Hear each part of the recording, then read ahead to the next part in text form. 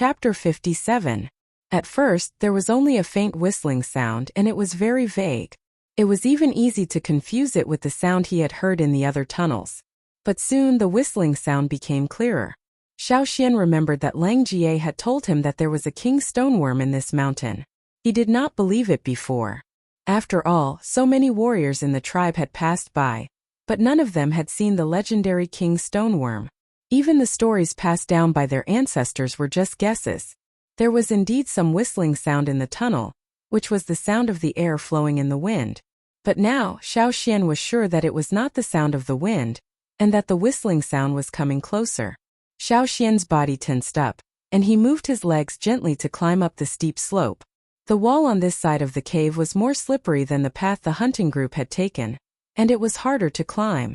Xiao Xian did not dare to use the stone knife, for he was afraid that the sound would alarm the king stoneworm. Mai and the others had told them to be as quiet as possible in the cave, and they had their reasons. The whistling sound was getting closer, and it was much faster than Xiao Xian had expected. In the blink of an eye, it was already very close. It was a little damp in the cave, and there was a smell similar to lime in the air which was getting thicker and thicker. Xiao Xian could clearly feel that the humidity in the cave was rising, and there was a layer of tiny water droplets on the wall he was climbing, which made the wall even more slippery and difficult to climb. Xiao Xian's feet slipped a few times before he could steady himself. He could not climb anymore. He could clearly feel the layer of slippery liquid between his palms and the wall, and it was the same under his feet. It was not easy to stay in one place, and if he relaxed a little, he might slip down again. It was inexplicable. It was incomprehensible. The wall was fine just now, although it was a little slippery and steep, but with Xiao Xian's ability it was not difficult for him to climb up. But how long had it been? The wall had changed so much. However, there was no time for Xiao Xian to think too much. Rhythmic cheers could be heard from below. The place where he fell was relatively flat, but after a few more steps, he could see the tunnel that continued to extend downwards. Xiao Xian could only see a small part of the tunnel that he was in. He did not know if there were other tunnels or how many tunnels there were. If it was really the king stoneworm, what should he do? What would he do if the king stoneworm came to where he was? Xiao Xian clenched his 5 fingers, and his fingertips almost dug into the cave wall. However, that was all he could do. The stone here was very hard, and he might be able to dig a little deeper if he used his totemic power. However, Xiao Xian didn't dare to use it carelessly. Some high-level beasts were very sensitive to totemic power, and none of them used their totemic power when they were walking in the cave. Xiao Xian maintained his posture of clinging to the wall. He was too nervous and his whole body was stiff. He didn't know if it was sweat or water droplets that had gathered on his face because of the humidity in the cave.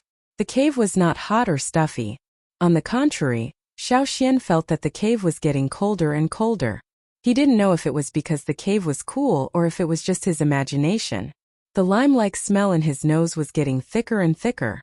He looked up and the scene in his field of vision was also changing. In Xiao Xian's field of vision, the water droplets were white, which was different from the gray color of the surrounding cave walls. However, the white color soon covered the gray cave walls, and it quickly spread upwards along the cave walls. This meant that the cave walls above were all the same as the one Xiao Xian was clinging to. Whoosh whoosh. The sound was getting closer and closer, and it was coming from below. Accompanying the whooshing sound was the sound of something slithering, as if some creature was squirming. Xiao Xian quietly clung to the cave wall, carefully controlling his breathing and heartbeat to reduce his presence. It was as if he had merged with everything in the cave. Even if Lang Jie and the others were standing here, they might not be able to notice Xiao Xian clinging to the cave wall. Listening to the sound coming from below, Xiao Xian thought that if the thing below really came this way, he would have no choice but to go all out. If his fingers couldn't hold onto the cave wall, then he would use his saber. If a saber wasn't enough, then he would add a spearhead. That way he would be able to climb up, right? Although he was dragged over by that unknown insect, he still had his equipment. Even if the sound alarmed that thing, there was nothing he could do. Escaping was the most important thing. In addition to the whooshing sound, there was also the sound of a heartbeat. Thump, thump, thump. The sound was not loud, but it felt like his heart was being hammered again and again. and it shook his chest until the blood in his body was surging. It was like the sound of a drum on a quiet battlefield, and the quiet cave seemed to be shaking with this rhythm. The pressure came with it.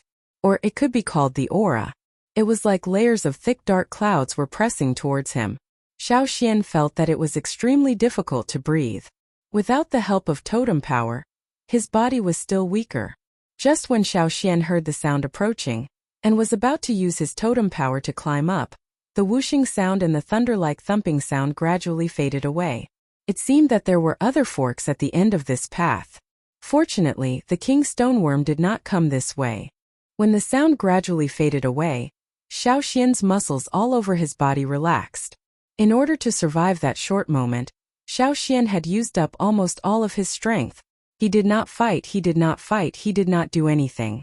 He just leaned on the cave wall, but he was even more tired than when he fought against the thorn-black wind. Because of this, Xiao Xian could not control his hands, and his whole body slid down the cave wall, back to the place where he rolled down. Xiao Xian could hear his heart beating like a drum, and it took him a while to calm down. As if he had sensed something, Xiao Xian turned around and looked at the cave wall that he had been leaning on. In his special vision, the cave wall was originally covered in a layer of white, but now the white was gradually fading, and it was gradually changing from the distance to the top of the cave. It looked like the white that had spread to the top of the cave was shrinking back. The humidity in the cave gradually returned to its original state, and it was no longer so humid. Even the strong smell of lime was gradually disappearing. Feeling a little itchy on his face, Xiao Xian raised his head and touched his face. A layer of powdery rock came off, and his palms were also covered in a layer of hard rock. He moved his palms and felt a layer of rock falling off. Thinking of something, Xiao Xian climbed to the top of the cave. Without that layer of sticky liquid, climbing became much easier. After checking the cave wall carefully, Xiao Xian found that the fingerprints he had left on the wall when he was climbing up were all gone, as if he had never climbed there. No wonder the people in the hunting group would leave marks in the cave, and the next time they walked in, those marks would disappear. It seemed to be similar to what he had just encountered. The cave returned to its original state, as if no living creature had ever been here. Xiao Xian did not go down, but climbed up along the cave wall. He wanted to see if he could return to the path that the hunting group had taken.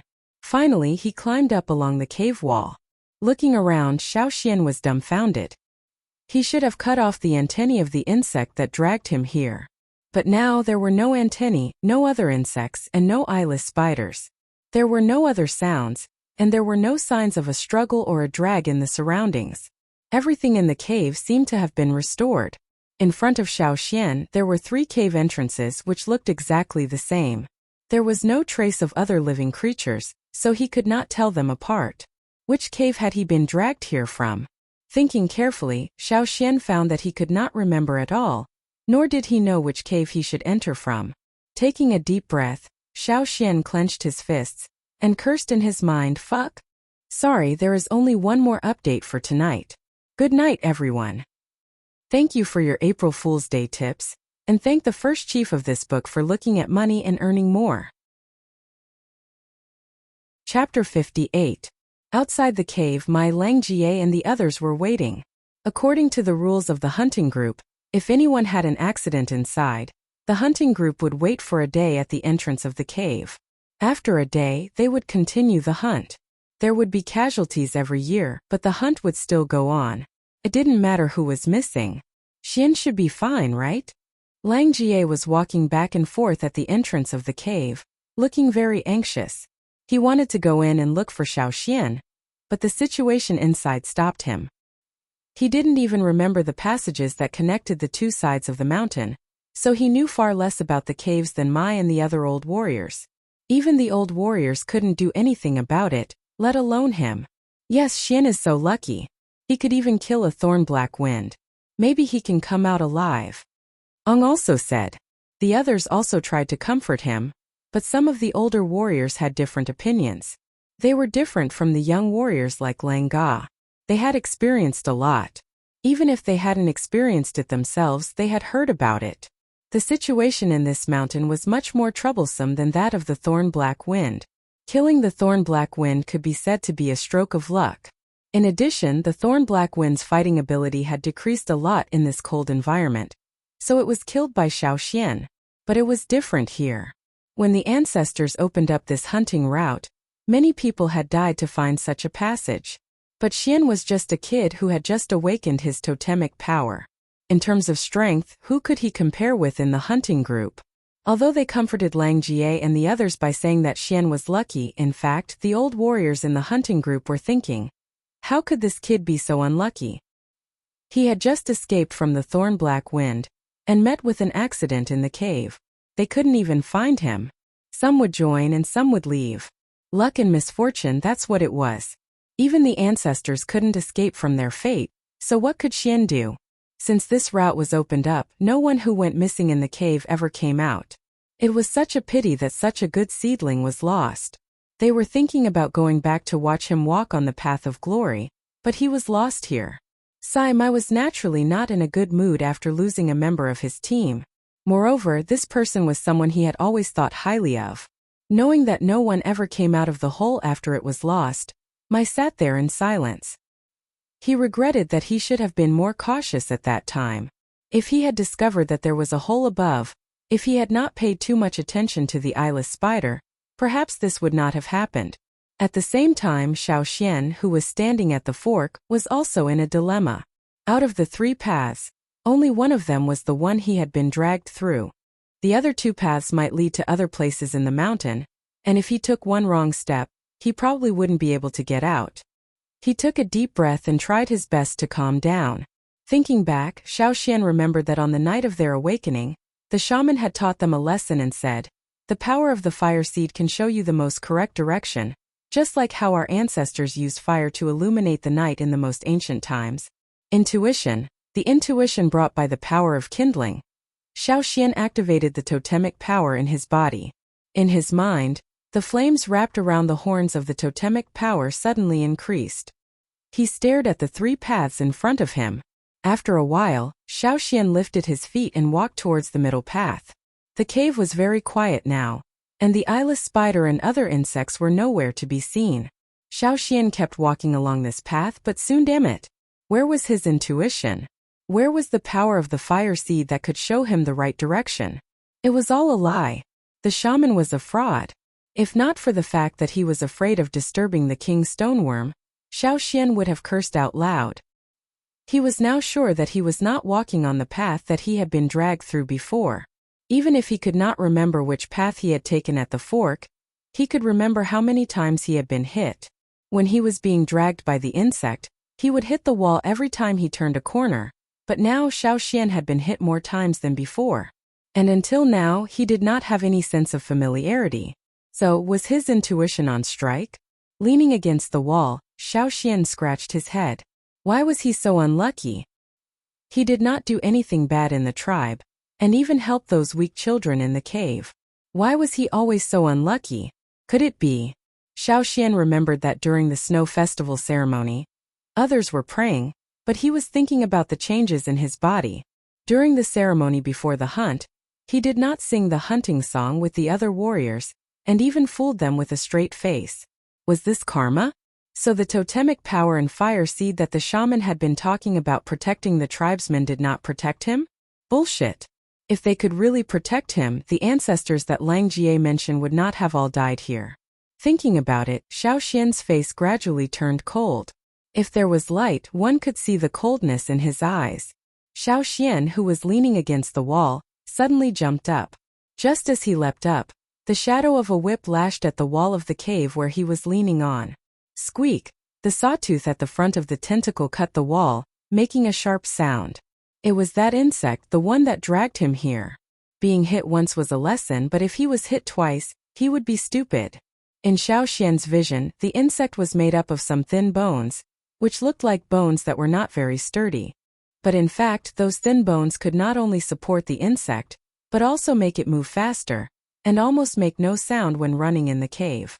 In addition to those thin bones, there was a layer of hard shell on the insect's back for protection. The most dangerous part was its pair of tentacles. No, it was not just a pair anymore. When it tried to catch Xiaoxian, Xiaoxian cut off one of its tentacles. However, compared to the armor-like hard thorns of the thorn-black wind, this insect was much weaker. Its advantage was only that it could sneak attack and take advantage of others, but it was not impossible to defeat it. In the territory of the king stoneworm, the king stoneworm allowed some small fry to rest and recuperate, but it would not allow any species that were slightly threatening to stay here. Obviously, Xiaoxian was not the only one who hated that insect. The insect also hated Xiaoxian for cutting off one of its tentacles. Not being able to hit Xiaoxian, the insect was very angry. It stood up halfway, and used its 2 pairs of legs to stabilize its body. The front 2 sickle-like forelimbs carried cold blades, and mercilessly cut at Xiaoxian. After jumping up, Xiaoxian stomped on the top of the cave, and the top of the cave cracked instantly. Using the top of the cave, Xiaoxian suddenly turned around in the air. Instead of retreating, he rushed toward the insect with the knife in his hand. Here the insect had the advantage. Xiaoxian might not be able to outrun it even if he wanted to run. Both of them held grudges, so they had to take revenge as soon as possible. Also, according to the insect's style, if they wanted to get rid of it, they had to do it as soon as possible. The distance between Xiaoxian and the insect was about 10 meters, which was about the same length as the insect's tentacles. However, as Xiaoxian rushed forward, the distance between them was instantly shortened. The insect was still waving its 2 forelimbs, which almost blocked the entire cave. The airflow was like a knife, which made Xiaoxian's face hurt. Teeth knife blocked one of its forelimbs. The explosive force of the collision numbed Xiaoxian's arm, but he did not stop. He quickly turned around, bypassed the knife light, and rushed to the back of the insect. Xiaoxian stepped on the cave wall with his right foot. Using the force, he aimed at the intersection of the insect's back and head, and slashed at its extended neck like lightning. There was no back armor to protect it, and there was no shield-like hard shell on its head. Realizing that Xiaoxian was getting behind it, the insect realized that something was wrong. However, it could not defend itself. Its long tentacles had not been retracted, and its 2 forelimbs could not hook behind it. It hurriedly retracted its tentacles, trying to pull out Xiaoxian, who was getting behind it. However, it was still a bit too slow. Even without the tip, teeth knife was still hard. It was a knife made by Old Ku himself. Even if there were some nicks on the blade, it was enough to cut the insect's neck. Puff! The teeth knife cut through the softest part of the insect's neck from top to bottom. The length of the teeth knife was limited, so it could only cut off half of the insect's neck. However, this half was enough to make the insect lose its fighting ability. Even the retracted long tentacles were soft and powerless. Xiaoxian pulled back the knife, and took the opportunity to cut off the insect's head again. This time he almost cut off the insect's entire head. The waving forelimbs were no longer powerful, and the retracted tentacles fell to the ground. The half-standing insect finally fell down. Gasping, Xiaoxian moved his still numb arm. He walked over and cut off the insect's remaining long tentacle, and held it in his hand. After resting for a while, Xiaoxian planned to leave. There was an insect's corpse here, and he did not know if it would attract other insects in the cave. He had to leave immediately. Standing sideways in the middle of the cave, Xiaoxian decided to go on the left and go back to the right. Should he go on or go back to the fork again? Perhaps when they went back, they would be able to go back to the same path that the hunting group had taken. However, he could also choose the wrong path again, and encounter other creatures that he could not defeat. Time was running out, so Xiaoxian had to make a decision immediately. After closing his eyes and thinking for a while, Xiaoxian turned to the left. This time, he did not rely on the intuition brought by the fire seed. He almost blocked the 2 horns with flames in his mind. At the same time, the egg-shaped light covering the totem was getting brighter and brighter. But the choice was still this one. Opening his eyes, Xiaoxian held the tentacle and continued to move forward. Plus plus plus plus plus equals equals equals plus plus plus plus plus equals equals equals equals. Sorry for being late. I took my computer to someone to fix it, and it was not fixed until 10 o'clock. It was already very late when I came back. Chapter 59. He wasn't sure if it was because of the king's stoneworm, but he had only seen the worm that dragged him here. He hadn't seen any other creatures. Maybe it was because the king stoneworm had woken up and walked around, so the eyeless spiders and other insects all hid in their nests? As for the insect that Xiao Xian had just killed, it probably came here for revenge. If that was the case, should he go back to the fork and change his route? Forget it. Xiao Xian shook his head and decided to follow his intuition. There was something strange about this mountain. Xiao Xian rolled up the feeler that he had cut off from the insect's head on his arm. Except for the sawtooth hook at the tip, the rest of the feeler was very soft. Xiao Xian did not feel any pain when he wrapped it around his arm. Xiao Xian did not know which part of the mountain he was in. After staying in the mountain for so long, he found that his strong sense of direction was not useful at all. It was a very strange phenomenon. Even when he played maze games in his previous life, he could remember all the places in the maze. When many people felt a headache and lost their sense of direction, he could still find the right direction quickly. Even if Xiao Xian was asked to return from the hunting route, he could still follow the route accurately. But now Xiao Xian was confused. There were many caves in the mountain. Other than the king's stoneworm, there were many other creatures. The eyeless spiders and the insect that Xiao Xian had killed were only two of them. Theoretically, there should be traces of all kinds of creatures living in the caves. Unfortunately, there were no traces at all. There were no scratches, no other remains, no spider silks or insect shells. It was as if nothing had ever existed. It was like every time a hunting group left a mark in a cave in the mountain, those marks would all disappear when they left. If the power of totems could really tell those who were lost to choose the right direction and path, how could those ancestors get lost? Xiao Xian continued to walk forward based on his intuition. Whenever he encountered a fork in the road, he would carefully sense it and use his special ability to choose which path to take.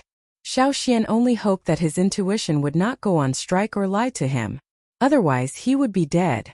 Just like what Lang Jie and the others said about the ancestors who opened up hunting routes, once lost they could not go back.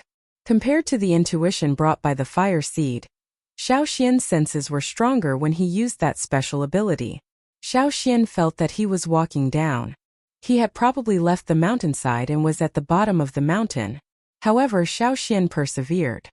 As he walked further down, he encountered some fist-sized insects. In Xiao Xian's vision, they were gray and white, and he could only see their vague outlines. When some insects came to Xiao Xian would drive them away with the tentacle whip in his hand.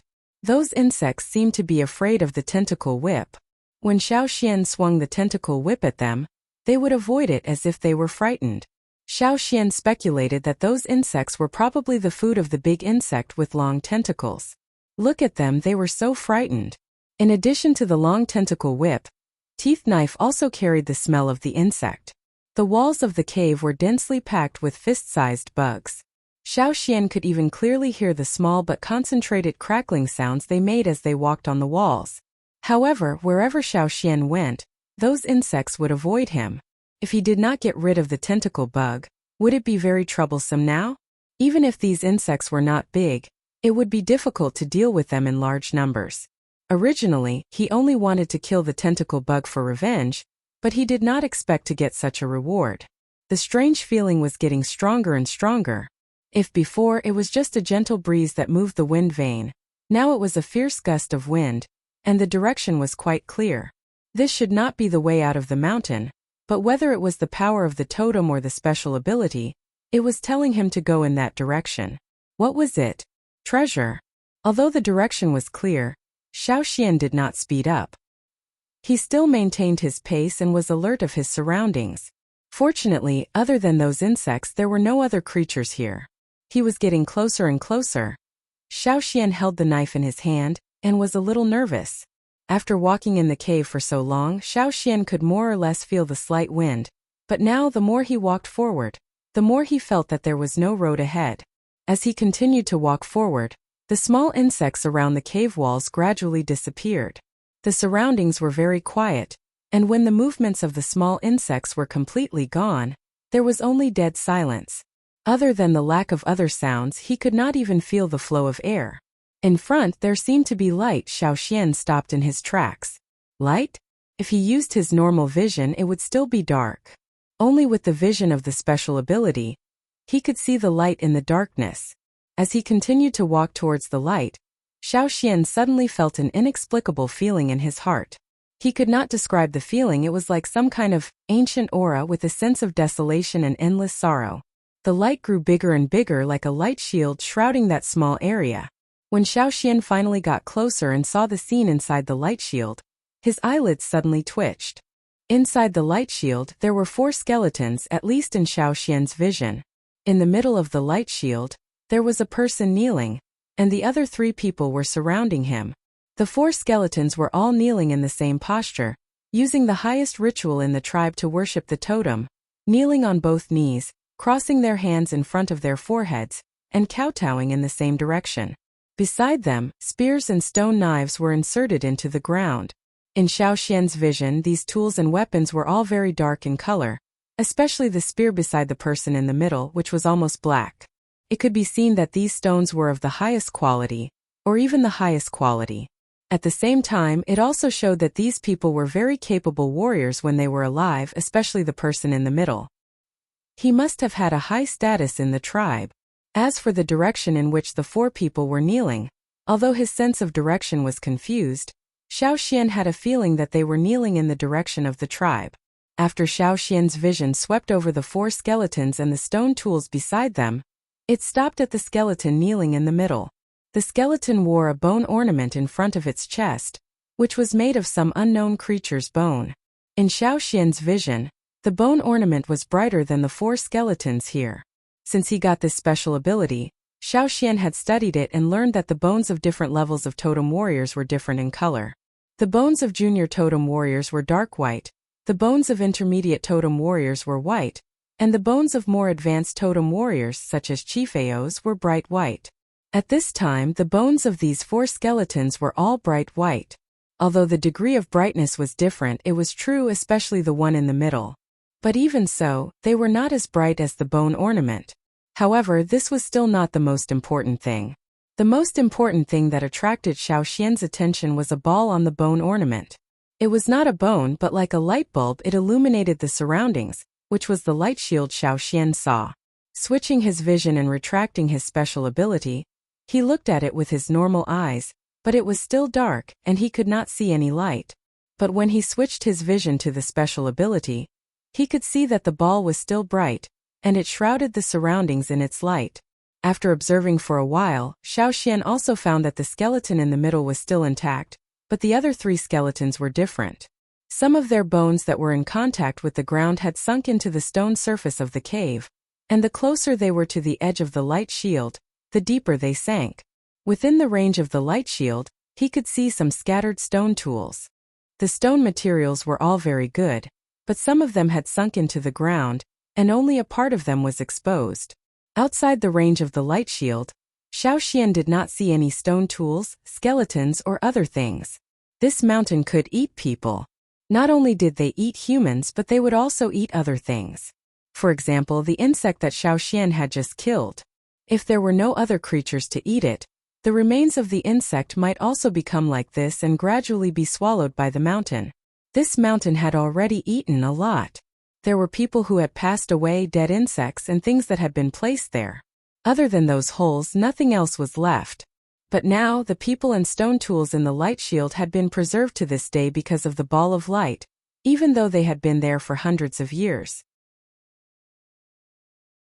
Chapter 60. The one in the middle was undoubtedly an ancestor of the tribe, and was most likely one of the first people to open up the hunting route.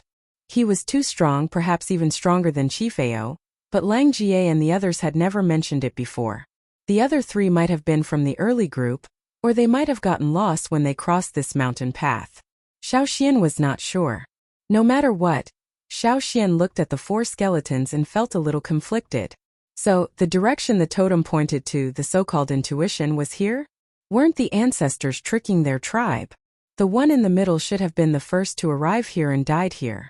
The other 3 might have been with him, or they might have found their way here later. Could it be that the people who got lost were like him, following the intuition given by the totem, and then kneeling here to wait for death? No, it shouldn't be like this. Maybe these people knew they couldn't get out, or maybe they had tried many times, but in the end, they still returned to this place and stayed in the protective circle. Even after hundreds of years, their corpses were still not swallowed by the mountain. Even the oldest group of powerful warriors couldn't escape this place, let alone him, a beginner? Xiao Xian's heart sank. Taking a step forward, Xiao Xian entered the range of the light shield, and suddenly felt a surge of warmth, which eased his uneasiness a little. But that was all. Xiao Xian reached out to the person closest to him. It was dry, not a skeleton, as if it had been air-dried. Even if it had been dead for a long time, he could still feel the power contained in this body. There was no unpleasant smell. Perhaps it had been assimilated by the smell of the stones in the cave. He touched the other two people kneeling in the periphery. Like the first person, they were like dried corpses. But when he touched the person in the middle, Xiao Xian found that this person was only slightly shriveled, and his body was much better preserved than the other three kneeling in the periphery. So, it was the effect of the light ball. The light shield emitted by the light ball not only prevented the objects inside from being swallowed by the mountain, but also protected the remains. Even the other creatures living in the cave did not come close to eat the corpses. This was the treasure of the tribe. Those who could possess such a thing would naturally have a higher status. However, now was not the time to think about this. What should he do? Was he going to become the fifth corpse kneeling here? Xiao Xian sat on the ground, feeling a little irritated. Totem, do the people in the tribe know about this? While he was cursing in his heart, Xiao Xian suddenly felt the totem flame in his mind churn. Xiao Xian was startled. He quickly calmed his thoughts and began to circulate the totemic power in his body. This time it seemed to be another kind of intuition, an intuition that he could walk out of here. As this thought flashed through his mind, Xiao Xian jumped up in excitement. As he paced around, he activated another type of energy in his body. He used it to activate his intuition. To be able to walk out. Yes. Perhaps he could trust the totem one more time? Even if he didn't trust it, he could only trust it. Xiao Xian lifted his foot and walked out. However, after taking a step, the totem flame in Xiao Xian's mind churned. Taking another step, the flame churned again. It was different from when he used the totemic power to hunt. At this moment, the flame churned more like it was telling Xiao Xian that it was angry. Stopping, Xiao Xian looked back at the four skeletons kneeling in the light dome. Did they really not complain when they died? After all, they were trapped here and died in the end. For the people in the tribe, every time they had a problem, they would ask the spirits of their ancestors, the totemic power, and the fire seed for inspiration and guidance. However, the ancestors, the totemic power, and the fire seed could not help them walk out of the dark world in the cave. But looking at these four skeletons carefully, they were kneeling so sincerely, without the slightest bit of resentment. They were kneeling in the direction of the tribe in an extremely standard ritual. Taking a step back, the totem flame no longer churned. It was very peaceful. Taking a step away, it began to churn again. Taking a step back, it was peaceful again. There were some things that Xiao Xian could not understand. After all, he was different from the aborigines here. But the more he knew that this world was full of all kinds of mysterious powers, and he had to believe in them. Xiao Xian looked at the kneeling skeletons in the light dome. Were they actually waiting for someone to bring them back? Unfortunately, after hundreds of years, they were still kneeling here. He let out a long sigh. Xiao Xian thought for a moment, then knelt on one knee, crossed his palms in front of his forehead, and bowed to the four skeletons. It was the ritual of the tribe to worship the ancestors. Walking over, Xiao Xian took out his stone knife and dug out the parts of the skeletons that had been swallowed by the stone surface. First he just wanted to try, but he didn't expect that he could really dig it out. Moreover, looking at the skeletons, they were well preserved. Xiao Xian dug out the skeletons and the stone tools that had been swallowed up one by one. Xiao Xian threw the stone tools into the animal skin bag and tied the large stone tools together. He also had a leather rope on his body. He tied them up and would take them with him later. These stones were excellent, so he couldn't just leave them here. As for the four skeletons, no, to be exact, the four dried corpses, Xiao Xian tied them together with his long antenna. Sorry for the offense, Xiao Xian said in a low voice. After tying them up, he carried them on his back. They were really heavy. He didn't expect that the ancestors of the tribe had already become dried corpses. They weren't much lighter, even heavier than stones.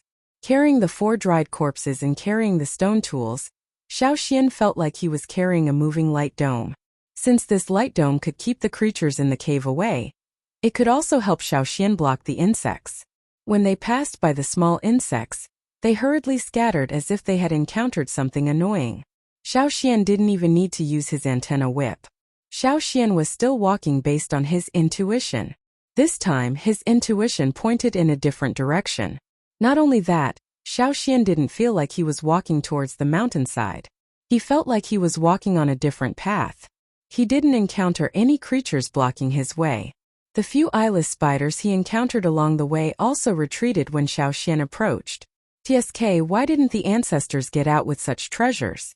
So they were still lost, right? They couldn't beat the king's stoneworm, so they couldn't directly break the mountain open. In the end, they were trapped in the mountain. Xiaoxian rested twice along the way. He ate some dried meat to replenish his energy, and then continued walking. He didn't know how long he had been walking. It could have been a few hours or dozens of hours. Xiaoxian was confused. He didn't have a clue in this place. The only thing he could do was follow his intuition. Finally, Xiaoxian smelled the smell of the forest. After staying in this place for so long, the fresh air made Xiaoxian ecstatic. There was wind. The wind was blowing from the front. Xiaoxian quickened his pace and changed his vision. Then he saw the bright spot in front of him. It was the light coming from the outside. They were out of the mountain. They were really out of the mountain. But if the totem power could really guide the way, why were the ancestors still trapped in the mountain and could only kneel in the direction of the tribe before they died? Not to mention the ancestors, even the hunters in the tribe couldn't walk in the mountain before they were absolutely familiar with the route. Xiaoxian couldn't find an answer. The only thing he could think of was that the difference between him and the others was probably his extra special ability. Chapter 61. The hunting group waited at the entrance of the cave until the next afternoon. They were supposed to leave at noon, but Mai and Lang Jie proposed to wait a little longer, so they continued to wait at the entrance. In fact, by this time, Lang Jie and the others had already given up hope, but they were still unwilling to give up. Let's go. If we don't leave now, we'll be late. A warrior at the same age as Mai looked at the sky and said. They did not bring much food, for they had stored all the food they got from the first location. They only brought a small amount of food when they were on their way to the second location. By now, some of the warriors' beast skin bags were already empty. According to the rules of the hunting group, no one would leave when they were waiting for their companions. Even if the food was gone, they could not leave to hunt. This was another kind of mourning ceremony, to remember their companions.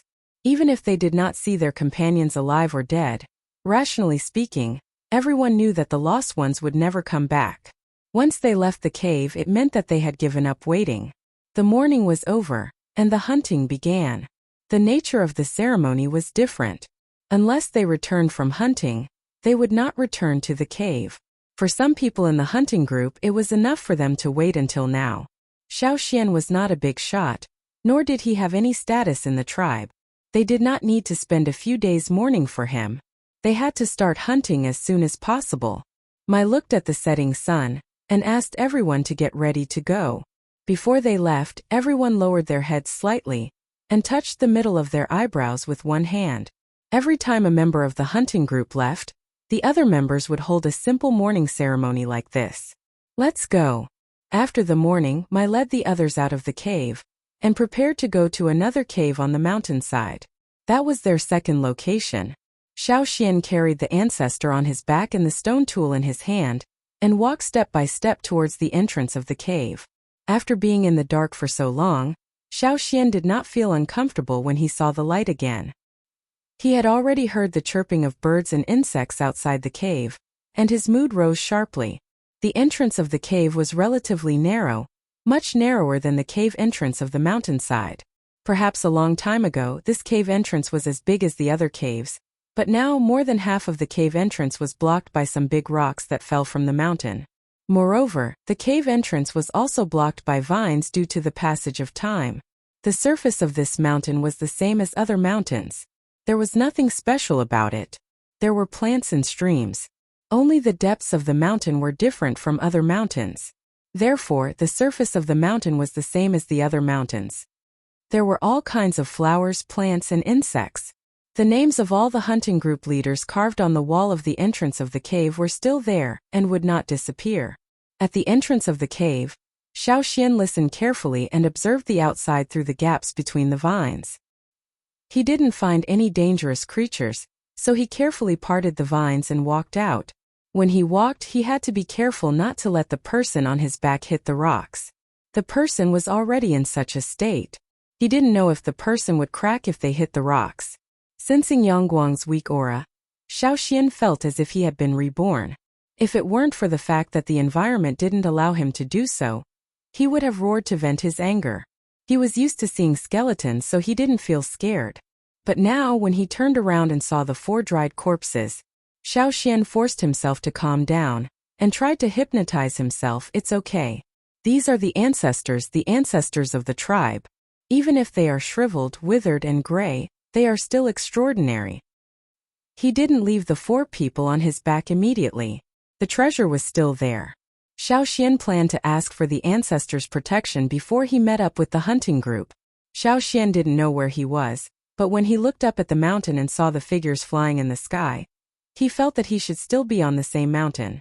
Moreover, he had already arrived at the other side of the mountain, and was still at the foot of the mountain. He couldn't just wander around like this. He didn't know this place well, and he couldn't fight against those ferocious beasts. He also had to be careful not to be caught by those big birds in the sky. He could only try to contact the hunting group first.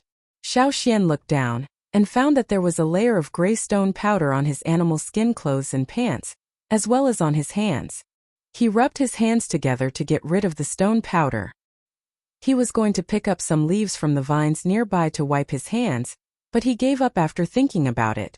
Xiao Xian didn't know if the vines were poisonous to people. After wiping his hands, Xiao Xian bent his fingers and put them into his mouth, and blew a whistle with a specific rhythm. It was impossible to shout directly here, because it would attract some creatures. Therefore, Xiao Xian used the old method used by the hunting group. While blowing, Xiao Xian thought about making a deer whistle for hunting in the future.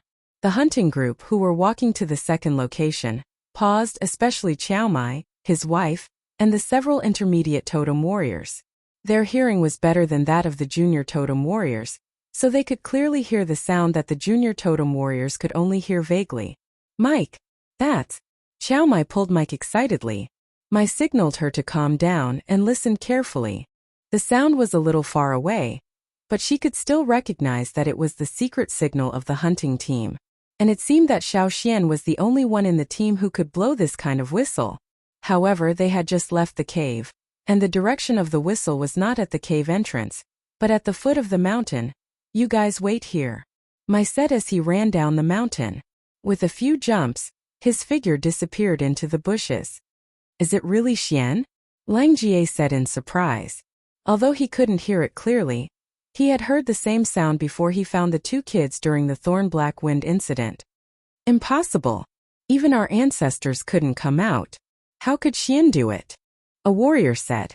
It wasn't that he didn't want Xiao Xian to come back, but he didn't believe in Xiao Xian's ability, because he worshipped his ancestors. But that sound was the same as the one we heard when we found him last time. Ung said. Thinking that Xiao Xian was still alive, Lang Jie couldn't help but ask. Not only Lang Jie, but also the others, who were eager to know the answer. Let's go and have a look. Yeah, let's go and have a look. As long as we don't go out of the mountain, we won't encounter any big ferocious beasts. We can go to the cave later. I want to go too. Generally speaking, people in the hunting group always followed the rules and listened to the leader's words. If the leader asked them to wait, they would do it. But the situation was different now. Since the hunting route was established, almost no one had been able to come out of it after going missing. Even the ancestors couldn't do it. After a discussion, several intermediate totem warriors decided to go and have a look as well. So, after Mike ran there, the others in the hunting group followed him. Mike followed the voice and saw a grayish-white person standing there. At first, Mike didn't pay attention to what Xiao Xian was carrying on his back, nor did he look carefully at the stone tools Xiao Xian put at his feet. Now Mike was shocked. Even though Xiao Xian was covered with a layer of gray stone powder, he was still a kid. He knew who he was at first glance. Xian, you're really okay. The others in the hunting group who followed him also arrived, and they recognized Xiao Xian. Lang Jie quickly approached Xiao Xian, ready to give him a warrior's hug to celebrate Xiao Xian's narrow escape. But when he saw what Xiao Xian was carrying on his back, he stammered, Xian, what's that on your back? All eyes were fixed on Xiao Xian's back. Xiao Xian turned around so that the others could have a better look at the person on his back. He pointed and said, it's the ancestor. But Xiao Xian still underestimated the weight of the word ancestor in the hearts of the people in the tribe. As soon as the word ancestor was mentioned, Xiao Xian found that the others in the hunting group seemed to be frozen. They stood there blankly, but their eyes turned red, and their breaths were rapid and heavy. Their facial muscles were twitching, and they looked a little twisted. Their bodies even began to tremble. The people who were normal a moment ago were now all acting strange. Wait, don't get too excited. Let's talk slowly. Chapter 62. Don't get too excited? How could that be possible? Take it slow? What should he say? He couldn't say it. He was an ancestor. No one doubted Xiao Xian's words. They all knew that only people from the Yinjiao tribe lived here.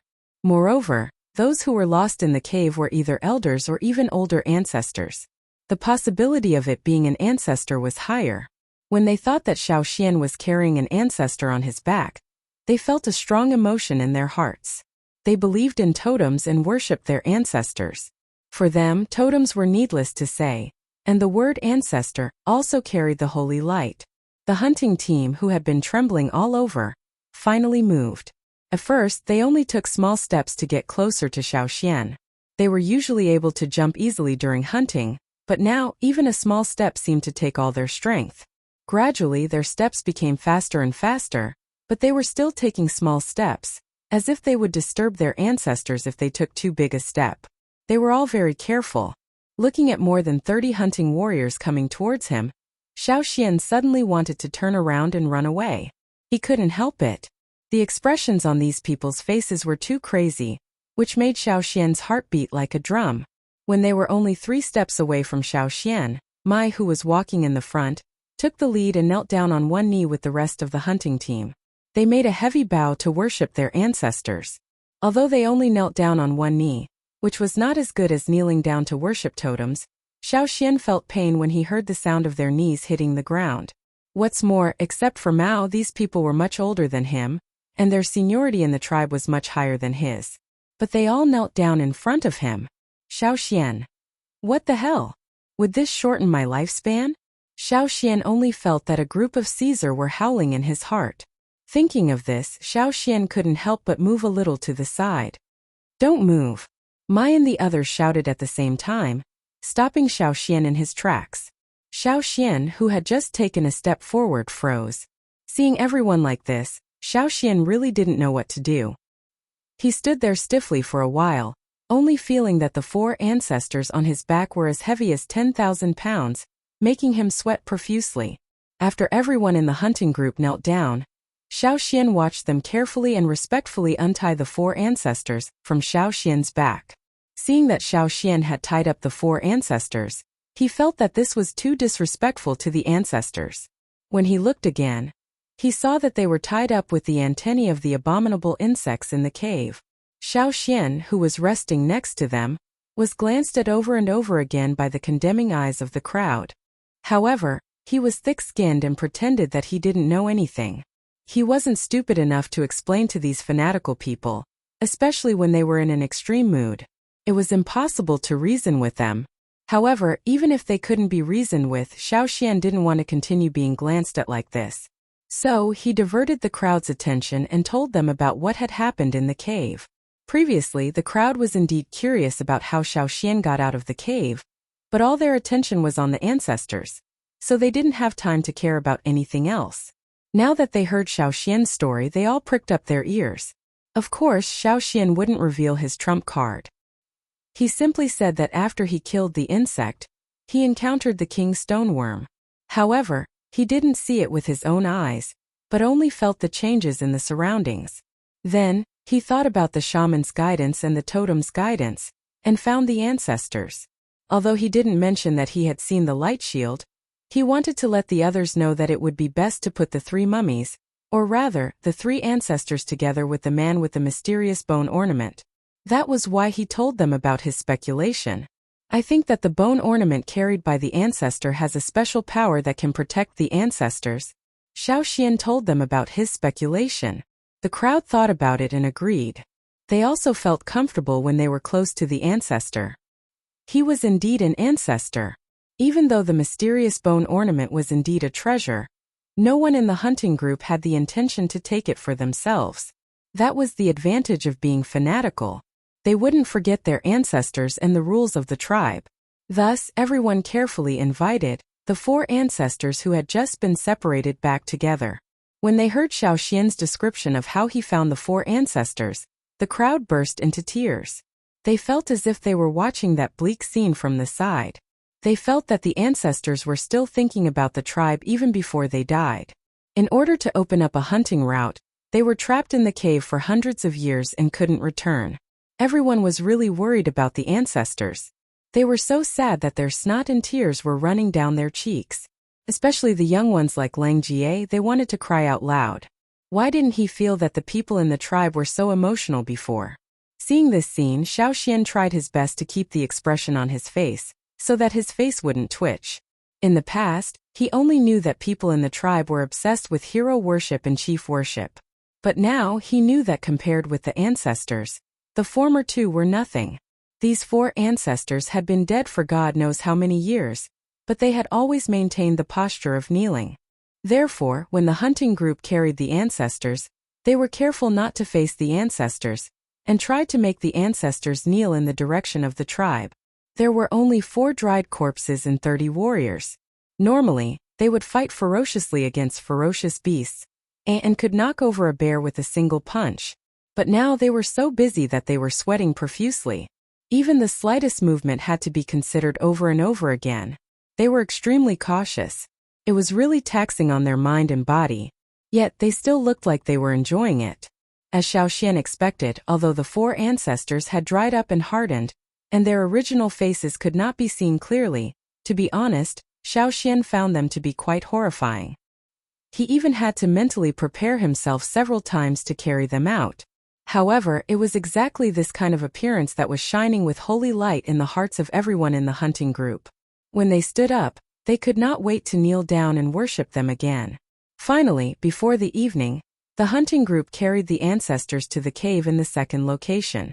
Originally, it would only take them a short while to walk from the foot of the mountain to the second location, but to invite the 4 ancestors to the second location, it took them nearly 2 hours to walk. After they carried the ancestors back to the cave and arranged them properly, the hunting group knelt down again. Even in their dreams they called out ancestors. Since such a thing had happened, the hunting group's desire had faded. They really wanted to bring the ancestors back now, and let the people who had been away from home for hundreds of years return to the tribe. The ancestors must have been waiting for this day. But the hunting rules were there, and no one said that they had to bring forward the hunting schedule when they found the ancestors. The rules were passed down by the ancestors, and they did not dare to disobey. According to the hunting plan, they had to hunt outside for another 10 days or so before they could go back.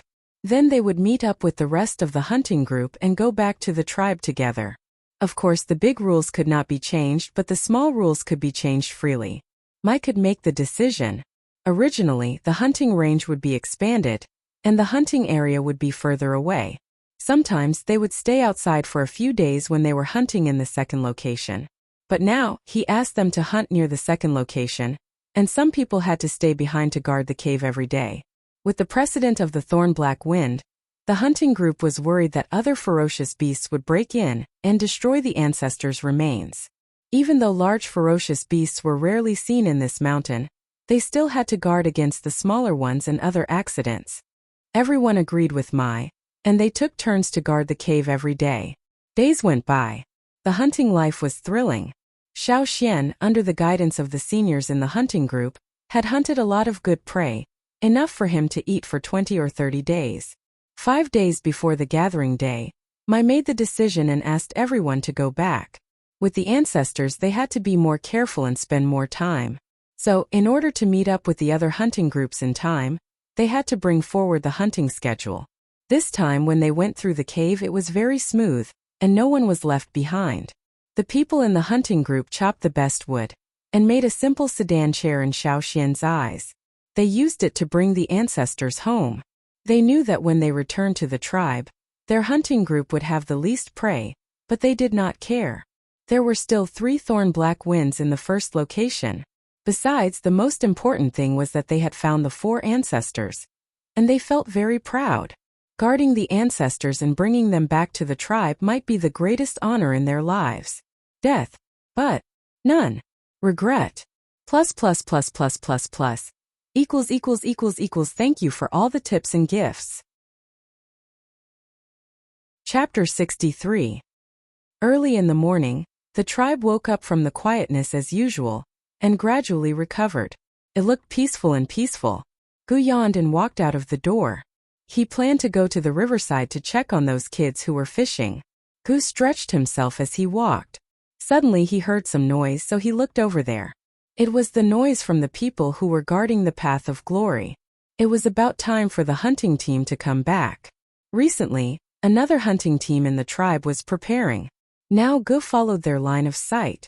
On the path of glory, 2 soldiers were carrying a person and running up the mountain. It seemed that the person being carried had already lost consciousness. Moreover, the 2 soldiers were running very fast. Could it be that the injury was very serious? So serious that he might die immediately? The person being carried was an adult warrior, not a kid. This made Gu feel a little relieved. Because the day of the hunting team's return was getting closer and closer, old Ku was anxious every day. He had not slept well for many days. Now, even though old Ku still had a straight face, the others could see that old Ku was in a very bad mental state. Tut, is it necessary? Gu sneered. Since someone had already sent back the severely injured hunting team members, the hunting team would probably come back this afternoon or tomorrow. He wanted to go to old Ku and tell him about this. But after thinking about it, Gu decided to wait for a while, to see if there were any more injured warriors or other abnormal movements. Many people had the same idea as Gu. Some people who had nothing to do decided to wait here for the whole day. Not long after, Gu and the other people near the foot of the mountain heard a commotion. Moreover, the sound came from the mountain. Everyone looked up and saw a few people running down the mountain on the path of glory. What made their jaws drop was that one of them was a shaman. In the past, when the hunting team returned, the shaman would wait at the top of the path of glory to welcome the returning warriors. But now, the shaman was running down the mountain in a hurry, protected by 2 warriors. They were afraid that the shaman would fall down. From the looks of it, if it weren't for his old age and the inconvenience of his legs, the shaman would probably have run. When shamaness passed by them on the path of glory, Gu and the others could clearly see the expression on her face. Shamaness, who had always been calm, was actually anxious. She looked as if she was about to cry. What in the world happened? This was what everyone who saw this scene from the top to the bottom of the mountain thought. No matter what it was, it must be something big. Otherwise, the shaman wouldn't be like this. Thinking that something big might have happened, everyone felt uneasy. Gu hurried over to old Ku. Old Ku, who was suffering from severe insomnia, had dark circles under his eyes. For the past few days, he had been absent-mindedly grinding stone tools in his room early in the morning. In fact, he knew that he couldn't make any satisfactory stoneware in this state, but he just wanted to find something to do. Otherwise, he might not be able to resist going to the path of glory to guard it, or go to the outskirts of the tribe to wait. He was anxious. Caesar was lying on the side listlessly. The fur on his body was dull. He was lying on his side with a bone in his mouth. He was bored and would grind his teeth on the bone. He looked lazy. Suddenly, Caesar's ears twitched. He got up and looked at the window. Old Ku. Ji's voice came from outside the window. His voice sounded very anxious. Old Ku, who was grinding the stone tool, was startled. He exerted force in his hand and broke the thin stone tool. The next moment, Gu jumped in through the window. He knew that old Ku wasn't in the mood to install traps on the window. Gu was now more daring. unlike before when he had to be very careful. What's wrong? Old Ku rarely asked first. I don't know, but something must have happened. Gu told Old Ku what he had just seen. Even with his rich hunting experience, Old Ku couldn't figure out the meaning of the shaman's behavior. He stopped grinding the stone tool and walked out with his crutch. Caesar didn't stay in the room either. Maybe he knew that the hunting team was coming back, so he followed Old Ku out.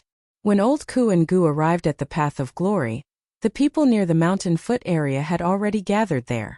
It was said that many people were still walking to the periphery of the tribe, up and down the mountain.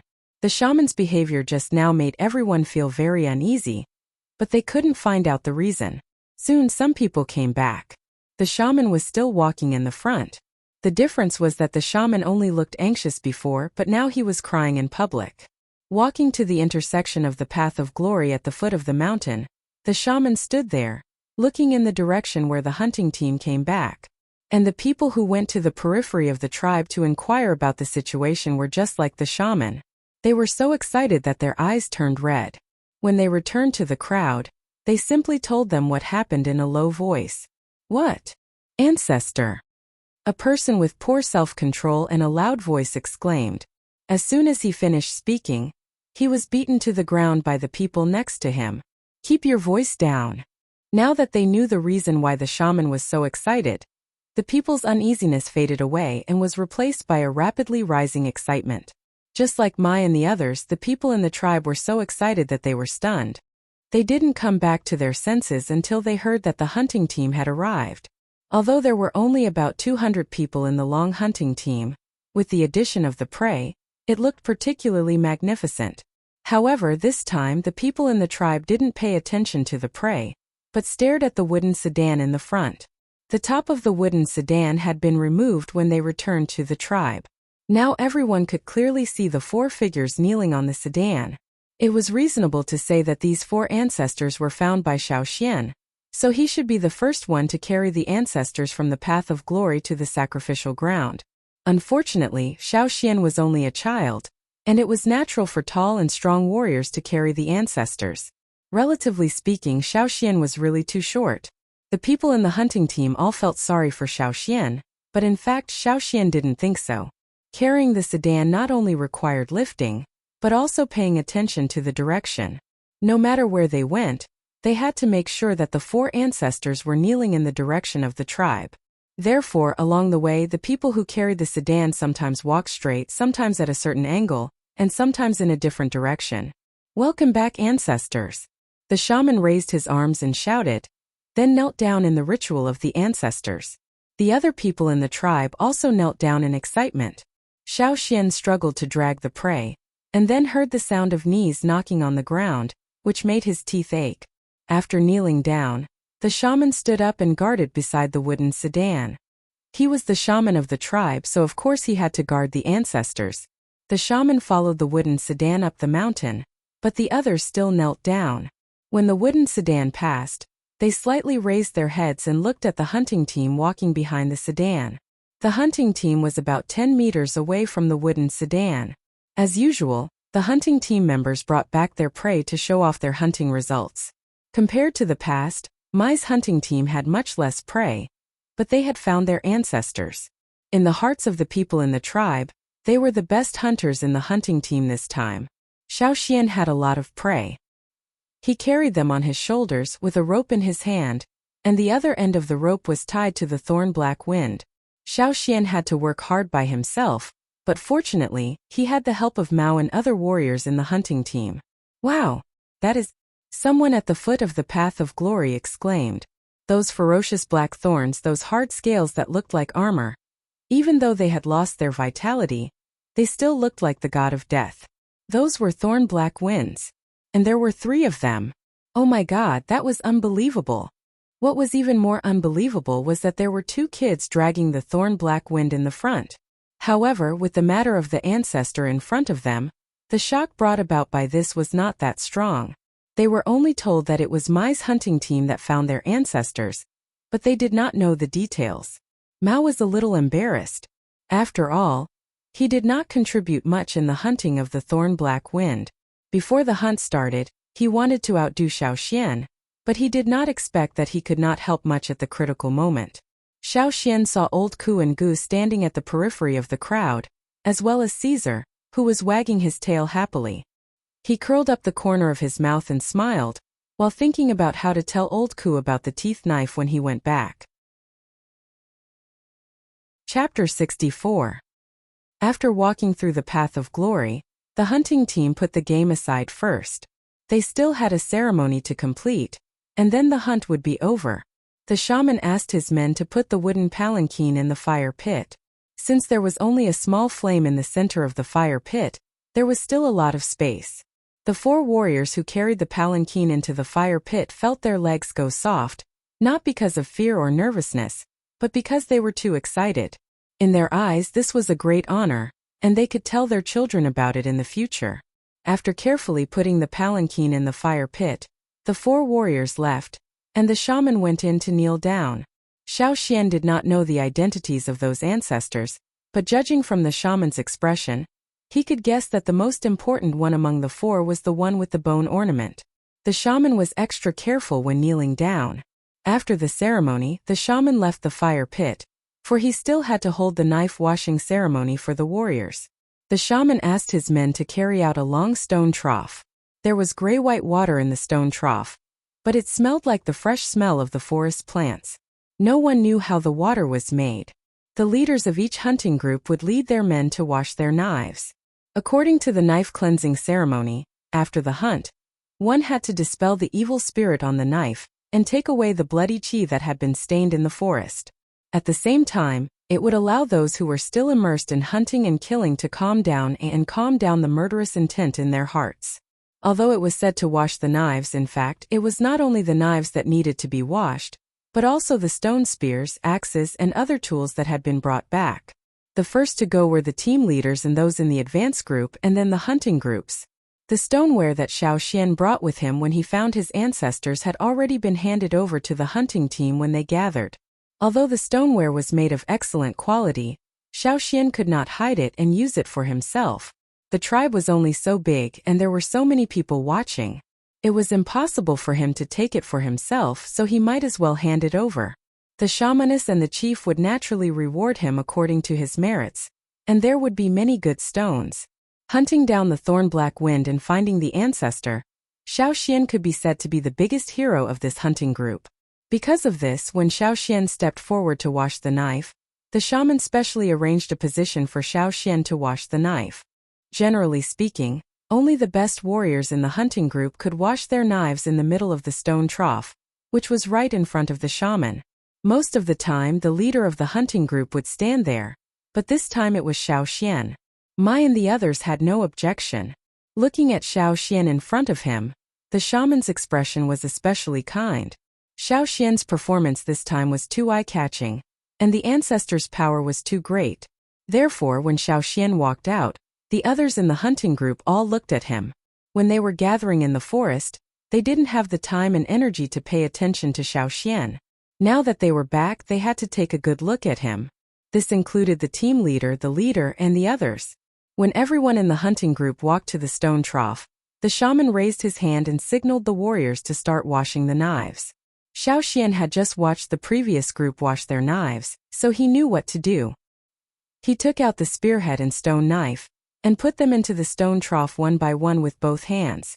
After putting them all in, Xiao Xian thought for a while, and remembered that there was one more knife. Xiao Xian took out the tooth knife given by old Ku, and at the same time took out the broken tip. Among the warriors who had been staring at Xiao Xian, many recognized the tooth knife. Even if they didn't know who it belonged to, they knew the material it was made of. Several elite warriors in the tribe also had knives made of the same material, and they were all inherited from their elders. How could such a good tooth knife be broken like this? The user was just a kid. How could he have such great strength? Oh my God! How on earth did he use it? Some warriors looked at the broken tip in Xiao Xian's hand, and their eyes almost popped out. Not only the warriors, but the shaman's kind face also froze. He remembered the scene where this kid stood in the team and lip-synced before the hunt. She really knew how to toss things around. Xiao Xian noticed the eyes around him, but he didn't care. He put the knife into the stone trough with both hands, and let it soak in the gray liquid. There was the red blood of the thorn-black wind on the knife, and the brown liquid from the insect in the cave. During the hunt, Xiaoxian wiped it with water, but he couldn't completely wipe it clean. But when the shaman finished the spell and asked them to take out the knife, he found that all the traces on it were gone, and the stone trough was still as clean as before the hunt. After the knife-washing ceremony, everyone only felt that their bodies were lighter, and their minds were also refreshed.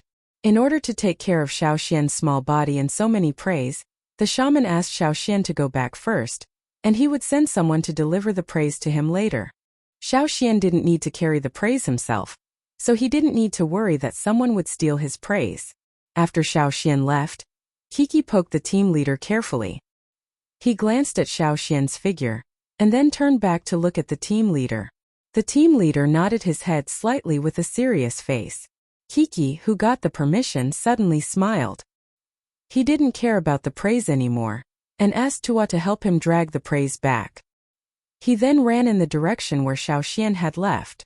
The team leader was thinking, and he looked up as if he had noticed something. He met the eyes of the leader's father, and then he smiled flatteringly, without the serious look of a leader at all. The leader frowned, wondering what his son was up to. He glanced at Mao, who was standing next to him, and wondered if it had something to do with Mao. He knew that Mao and Xiaoxian probably had some conflicts, but that was a healthy internal competition. According to the rules, the elders couldn't interfere. What's more, Xiaoxian had made a great contribution to the tribe this time, so he couldn't be bullied. When he was about to go and scold him, the shaman asked him for something about the ancestors. Since it was about the ancestors, the leader couldn't delay. Before he left, he stared at his son, warning him not to have any bad ideas, and then he left with the shaman. The team leader didn't care about his father's stare, and kept thinking. On the other side, Xiaoxian went down the mountain empty-handed. He didn't walk on the path of glory, nor did he pass through crowded places. He chose a place with fewer people to go down the mountain.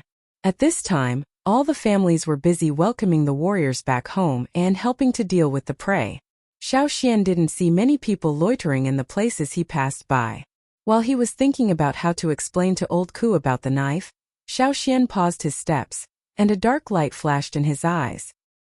He didn't look at the fist coming at him from behind, but tilted his neck, exerted force on his feet, and nimbly dodged the attack. However, the attacker didn't stop after the first attack. The shadow of the fist came one after another, and the speed was no slower than Xiaoxian's. Almost as soon as Xiaoxian dodged, the attacker came at him again. Xiaoxian couldn't avoid the attack. He held the opponent's fist with his arms, and his body was forced to step back by the force. Every time he stepped back, the stones under his feet would shatter, like thunder before a rainstorm, making a rumbling sound. However, the attacker didn't stop. Every time Xiaoxian stepped back, he would take a step forward, and with every step he would throw a punch. The shadow of the fist flew everywhere, leaving no time for Xiaoxian to dodge. The dust that had just floated up was blown away by the wind generated by the fist. The attacker was much taller than Xiaoxian, and more powerful than Xiaoxian. Coupled with the dense shadow of the fist, Xiaoxian was almost suppressed. Xiaoxian only felt the blood in his chest churning, and finally, there was the sound of bones breaking in his arm. Following this sound, Xiaoxian's whole body was directly sent flying. After landing on the ground, Xiaoxian took several steps back. It took him a lot of effort not to fall, and he swallowed the blood that almost came out of his mouth. This time the attacker didn't attack again. Both sides calmed down, and the totem patterns on their bodies gradually disappeared. After standing firm, Xiaoxian gasped for breath. He didn't care about the broken bones in his arm. Anyway, this degree of injury was nothing. He just stared at the person in front of him, Kiki. Although Kiki didn't have any killing intent, and had just finished the sword cleansing ceremony, because of the long-term hunting, his every move revealed a murderous aura. Good. Kiki was very satisfied to see that Xiaoxian could still stand firm after taking so many blows, and didn't show any pain. He even seemed to not care about the broken bones in his arm. However, just after he said good, Kiki was kicked away. The one who kicked Kiki was Tua, who was asked by the team leader to come and check the situation. However, when he arrived, he saw Kiki break the child's arm. Damn you, Kiki. The team leader asked you to come and test him, and this is how you test him? He is an adult warrior, and his strength is much higher than the child's. Isn't it pure bullying? Does it prove that you are capable? Aren't you ashamed? If the shaman and the chief know, they will kill us. Tua was so angry that he stepped on Kiki, who was about to get up, to the ground again. You don't know how to control your strength. After stepping on Kiki, Tua turned around with a smile, trying to show his kindness. Actually, he doesn't mean any harm. Xiao Xian looked at his arm that made a cracking sound, then raised his eyes and looked at Tua with an expressionless face. He meant, look, his arm is broken and he doesn't mean any harm? Tua scolded Kiki thousands of times in his heart, but he still smiled apologetically. He took out a bag of herbs wrapped in leaves from his animal skin bag and handed it to Xiao Xian. This medicine is good. Take it for a few days and your arm will be fine. Xiao Xian still stared at Tua expressionlessly. When the smile on Tuo's face became stiff, he looked down at his animal skin bag. Tua immediately understood Xiao Xian's meaning. He secretly said that he was so careless. Kiki had just broken the child's arm. How could he take the medicine bag? After putting the medicine bag into Xiao Xian's animal skin bag, Tua once again smiled apologetically at Xiao Xian. He's just an immature person. We're on the same team, please forgive him. Haha. He your sister. Xiao Xian continued to stare. Tua was too embarrassed to face Xiao Xian's gaze, so he grabbed Kiki's feet and dragged him away. Xiao Xian looked at the backs of the two men, wondering what they were trying to do. At the same time, this book will be on the Sanjiang recommendation list. Friends who use computers can go to the Sanjiang page and vote for this book. You can vote every day for a week. Chen Xi thanked him. Chapter 65. After Xiao Xian went down the mountain, he did not go back to his house directly. Instead, he went to Old Ke's house. Caesar was already lying in front of the door. When he saw Xiao Xian, he immediately stood up and rushed to Xiao Xian. He hummed like a dog and almost wagged his tail. Yo, Xian is back, Gu said to Xiao Xian. He was lying in front of the window. He opened the grass curtain and stuck his head out. Uncle Gu. Xiao Xian avoided Caesar with his injured arm and walked into the house. Inside the house, old Ku was sitting on a stone stool. When he saw Xiao Xian coming in, he showed a rare smile. It's good that you're back. What happened to your arm? The injury on Xiao Xian's arm couldn't escape old Ku's eyes. When the hunting team came back from the Path of Glory, Xiao Xian was still carrying things on his back. He was not injured at all. How come his arm was injured after the sword cleansing ceremony? Seeing this, old Ku's rare smile turned gloomy again. Let me see, Gu did not notice it before. Hearing old Ku's words, he went to take a closer look. It's okay. I'll be fine in a few days. Seeing that old Ku wanted to get to the bottom of the matter, Xiao Xian told him about his encounter with Feng Wu and Tua when he went down the mountain.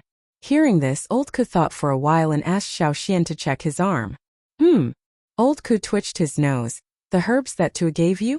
Old Ku took out the bag of herbs from Xiao Xian's animal skin bag and carefully observed some of the herbs. These are all very good medicines, old Ku said as he passed the medicine bag to Gu, who was craning his neck to take a look. Boil them. Gu didn't say anything.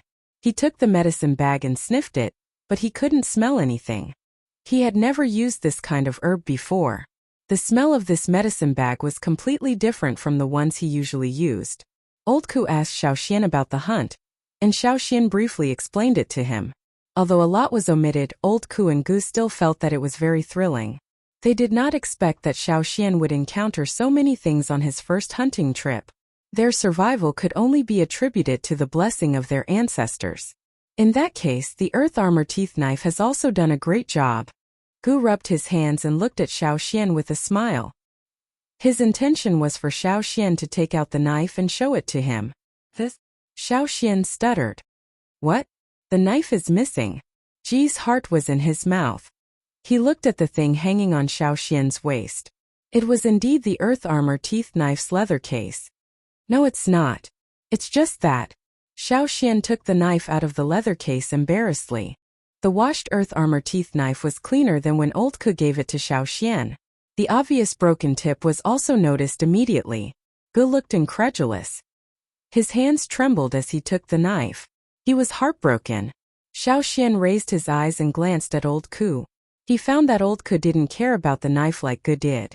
He didn't get angry either. Instead, he looked very happy. Old Ku took the knife from Gu and looked at the marks on the knife carefully. He smiled happily. Don't worry. We can polish it into a smaller knife. We can use it next time. After saying that, old Ku put the knife on the shelf next to him. He decided not to take any other jobs these days but to polish this knife. The knife was badly worn and chipped. But old Ku was very happy, because these marks proved that Xiao Xian had a very successful hunt. He had fought a very strong, ferocious beast.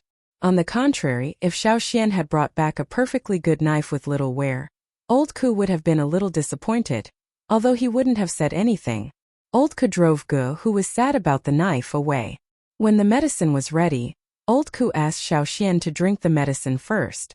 After drinking the bowl of medicine, Xiao Xian suddenly felt a very comfortable warm current flowing through his body, especially his injured arm. The original pain was reduced by a lot, and Xiao Xian could even clearly feel that the broken bones in his arm were gradually recovering. Those are the herbs specially made by the shaman. Because some of them are very hard to find, they can only be distributed to a few people. It's impossible for everyone in the hunting team to get one. Old Ku said. Because of this, the people who got the medicine also cherished it very much. How could Tua give one to Xiao Xian so easily? Old Ku couldn't understand.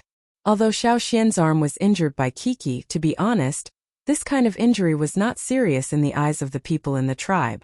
People with good physiques could recover in a few days without using herbs. Xian and Tua were not familiar with each other. If they were in the same hunting team, it would be reasonable to give him the medicine. But in the same hunting team? Old Ku shook his head.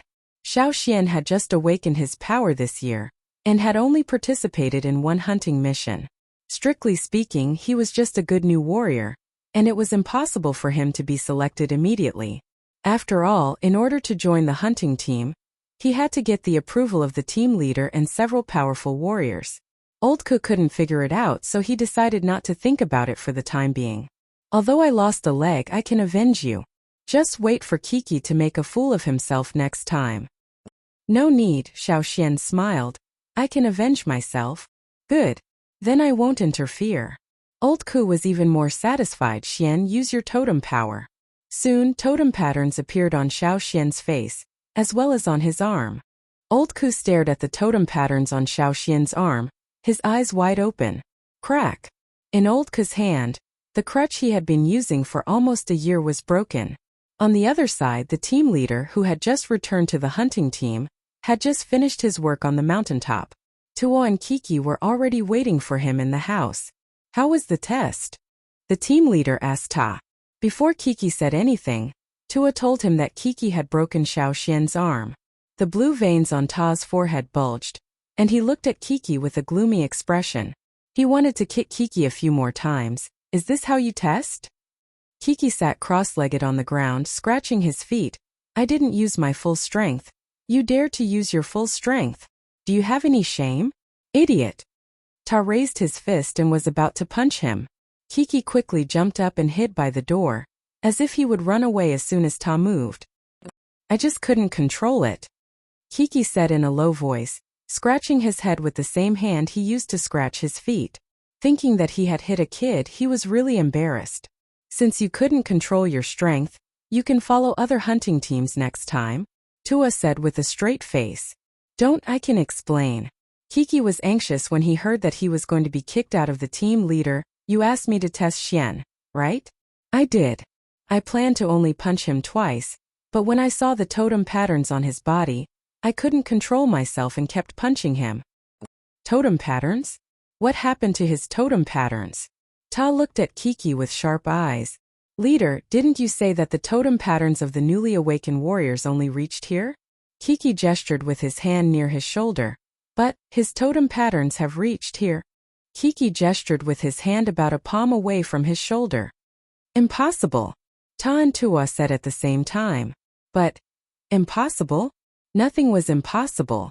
People used to say that kids from the orphan cave couldn't awaken their totem patterns until they were 12 or 13 years old. But what happened? People didn't think that junior totem warriors could kill a healthy adult Thornblack Wind with only 1 or 2 people. But what happened? People also used to say that no one could walk out of the mountain after getting lost. But what happened? That kid had just awakened his totem patterns. Leader, I remember that Mao's totem patterns only reached here. Before Kiki finished his words, Tua kicked him. Okay, you can go back now. Ta waved his hand, indicating that they should leave first. Tua and Kiki pushed each other out of the door. But when they stepped out, they found that their leader was standing outside. Ho! Ho ho! Hello, leader. Tua and Kiki quickly left after saluting. Chapter 66. After having dinner with Old Ku, Xiaoxian took Caesar back to his cabin. Although he hadn't been home for more than 20 days, it was obvious that someone had cleaned the cabin. The water tank was filled with water, and it didn't look like it had been left there for a few days. Even the animal skin on the bed had been washed and dried. There were no worms or other smells. Obviously, Old Ku had asked someone to do it for him. After lighting a fire, Xiaoxian moved his arms a little. Only 3 hours had passed, but Xiaoxian could already feel that most of his broken bones had healed. It was indeed a good medicine. As for the totem tattoos on his body, Xiaoxian certainly knew that he was faster than the others. Among this group of awakened warriors, the totem tattoos on Mao's arm only extended to half a finger. During hunting, although Xiaoxian was also wearing a sleeveless animal skin coat, at that time, everyone only paid attention to the prey. In the dangerous forest, one careless mistake could lead to death. Therefore, everyone was very cautious. No one would be distracted by the totem tattoos on other people's bodies. In addition, Xiaoxian was very good at controlling the totem power. So the totem tattoos appeared and disappeared very quickly. After a prey was killed and everyone was free, the totem tattoos on Xiaoxian's body had already disappeared. Therefore, during the hunting, no one noticed the amazing speed of the totem tattoos on Xiaoxian's arm extending. Just now, Old Ku was so scared that he even broke his walking stick. At first glance, he couldn't believe it, so he rubbed his eyes and checked it several times. He believed that if others saw it, they would also be very surprised. For example, Kiki. After the first punch, Kiki glanced at Xiaoxian's arm. Xiaoxian noticed that Kiki's attack didn't have any real killing intent. Xiaoxian knew that it was just a test. He was just curious about the purpose of Kiki and Tua. Lying on the bed, the nerves that had been tense for the past few days finally relaxed completely. It was indeed very comfortable in the tribe. After a good night's sleep, Xiaoxian woke up the next morning. He stretched his body and found that the bone injury on his arm had completely healed. It was much faster than the few days Old Ku had said. In fact, even if he didn't drink the medicine, he could still recover overnight. She cooked a pot of wild fruits and dried meat soup and shared some with Caesar. It didn't taste good, but he was already used to it. There wasn't much soup. Xiaoxian wasn't full. He looked at Caesar and saw that it was the same. Patting Caesar's head, Xiaoxian said, "When the prey is sent back, I'll give you something good to eat." Caesar smacked his lips, yawned slowly, and stretched. Seeing this stupid look, Xiaoxian thought of the hunting wolf pack he saw when he went to the second stronghold. Compared to the wolves in the forest, Caesar really didn't have the wolf nature. If it continued like this, he might really turn into a dog. He just didn't know whether that would be a blessing or a curse. After taking a shower, Xiaoxian dragged Caesar out and took out a fish toothbrush to brush him. He hadn't bathed for more than 20 days. This guy rolled on the ground every day. He might have been teased by Gu, because there were many lumps on his fur. Old Ku would help Xiaoxian clean the house, but he wouldn't give Caesar a bath. In Old Ku's eyes, Caesar was still just a spare prey. Why would a prey need a bath? When Tua and Kiki brought the prey to Xiaoxian, they saw Xiaoxian brushing Caesar's fur outside the house. Originally, the shaman had arranged for someone else to help Xiaoxian carry the prey down the mountain. They asked the shaman for this job later. "Hey, your arm is fine?" Seeing Xiaoxian brushing Caesar's fur nimbly without any injury, Kiki threw away the things he was carrying and wanted to go over to check Xiaoxian's arm, but was stopped by Tua. Kiki was still struggling. Tua mouthed, "Team leader, and Kiki immediately quieted down. After he went back yesterday, he was dragged out by the team leader and beaten up again. Today, his face was still swollen. After Tuo and Kiki moved the prey into the house, Xiaoxian thanked them with a smile. He wanted to give them some meat to express his gratitude, but was rejected by Tuo. Tuo found that although Xiaoxian's attitude was not bad, he was not very enthusiastic either. There was no other way. After all, Kiki had broken his arm yesterday. Tuo smiled embarrassedly and said, "By the way, the shaman said that we should wash up and go to the top of the mountain the day after tomorrow to worship our ancestors. We will go there in the morning." They didn't stay here for long. Fearing that Kiki would do something stupid again, Tuo pulled Kiki away and left. After brushing Caesar's fur, Xiaoxian went into the house to check on the food that had been delivered. The prey that was placed on the mountain yesterday had been processed by someone. Even the skin of the thorn-black wind had been skillfully peeled off. There were 2 layers of skin. One layer was hard scales and the other was thick and tough skin. The 2 layers of skin had been separated, and someone had specially processed it. There was no smell of blood and it was very clean. Caesar stood 2 meters away from the thorn-black wind and bared his teeth. Obviously, he was very afraid of this creature, but he was also curious and greedy. He growled while licking his lips. Xiaoxian took out the smallest piece of meat and planned to give it to Caesar. After thinking for a while, he took out a tool and cut it again, then threw the small piece to Caesar. The meat of high-level prey contained too much energy. Xiaoxian didn't know how much energy Caesar could bear. Looking at the pile of food in front of him, Xiaoxian calculated how much salt he could exchange with the tribe. In order to attend the ceremony to worship their ancestors, everyone in the tribe was busy. They took out their favorite things and the scale of the ceremony was no less than that of the snow festival. Even the other hunting group that was supposed to leave had to postpone their departure for a few days. They would leave after the ceremony. Xiaoxian asked someone to make a shirt with the scales of the thorn-black wind, and he wore it like an armor. Although it looked silly, it was necessary to show off. This was one of the most direct ways to prove one's ability in the tribe. Xiaoxian also did as the Romans did. Of course, Xiaoxian didn't forget to send some scales and meat to Mao. After all, Mao also contributed to the hunt of the thorn-black wind. After 50 days, the tribe held another grand ceremony for the whole tribe.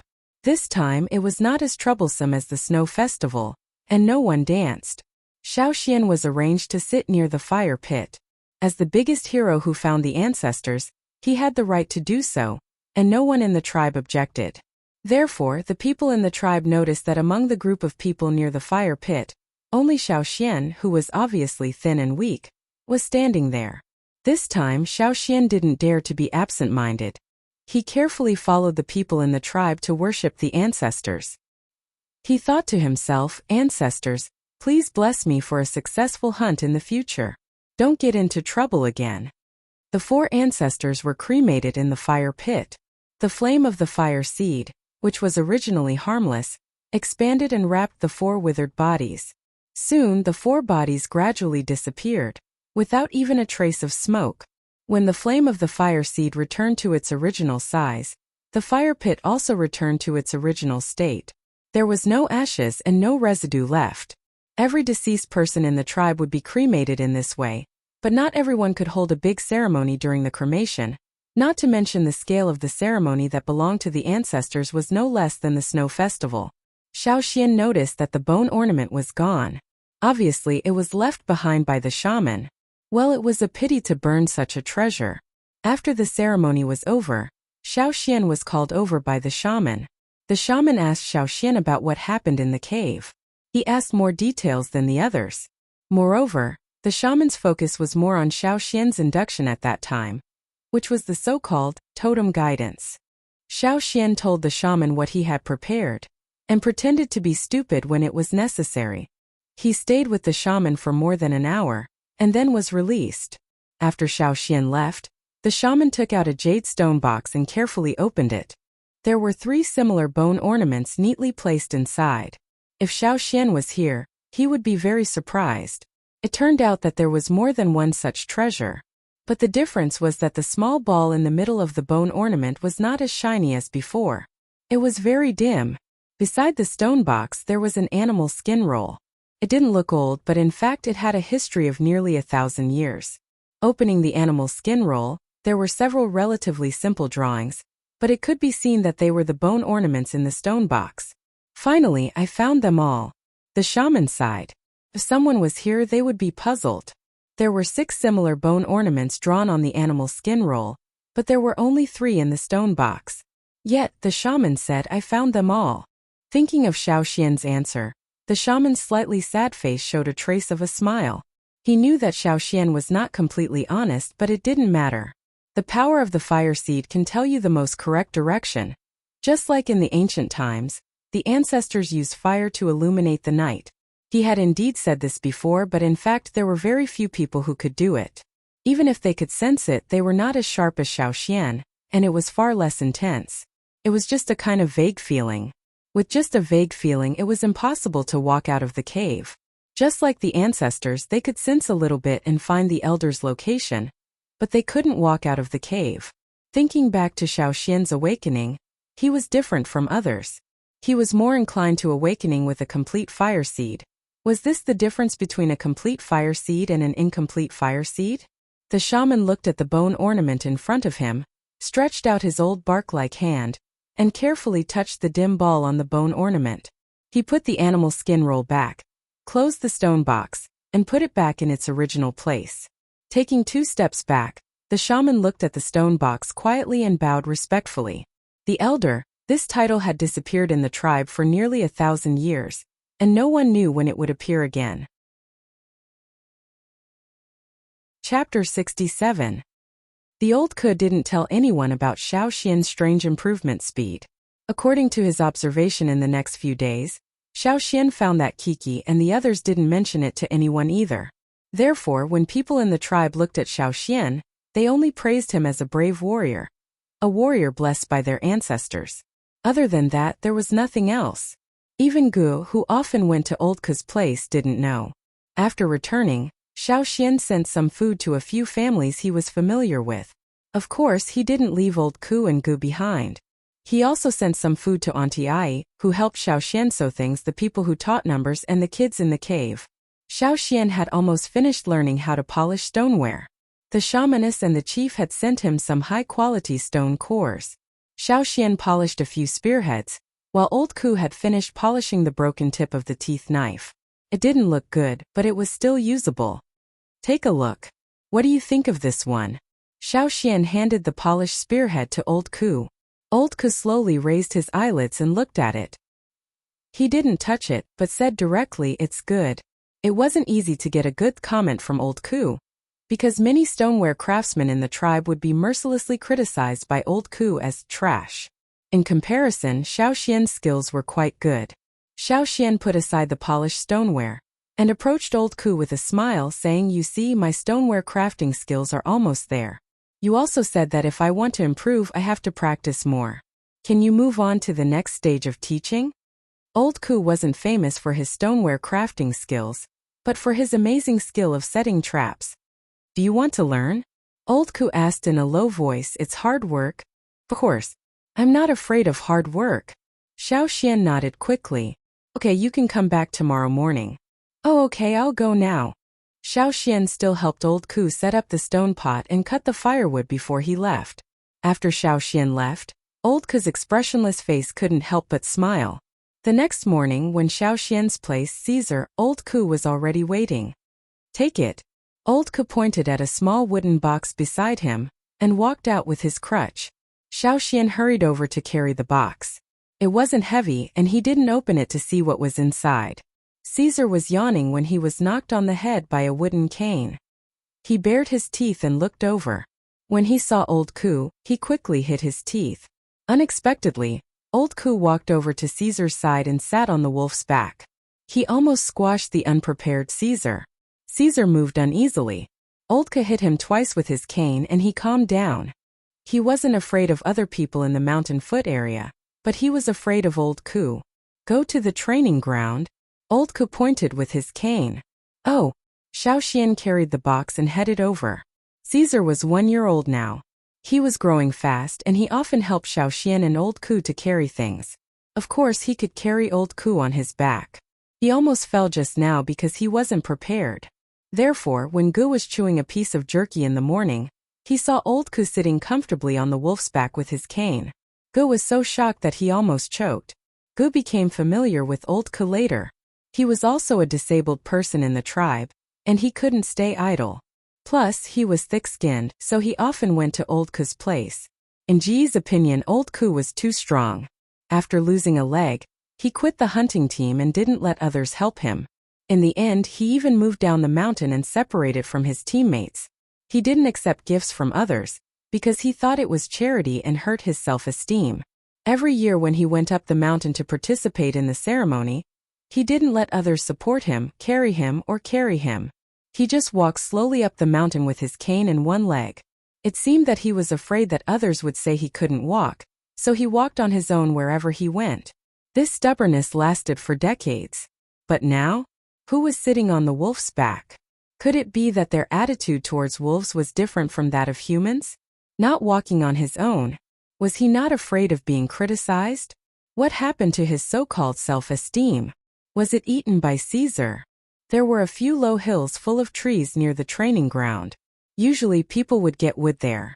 There were not many plant species, and there were not many animals that could be eaten except for flying stone squirrels with strong reproductive abilities. They were probably eaten up long ago.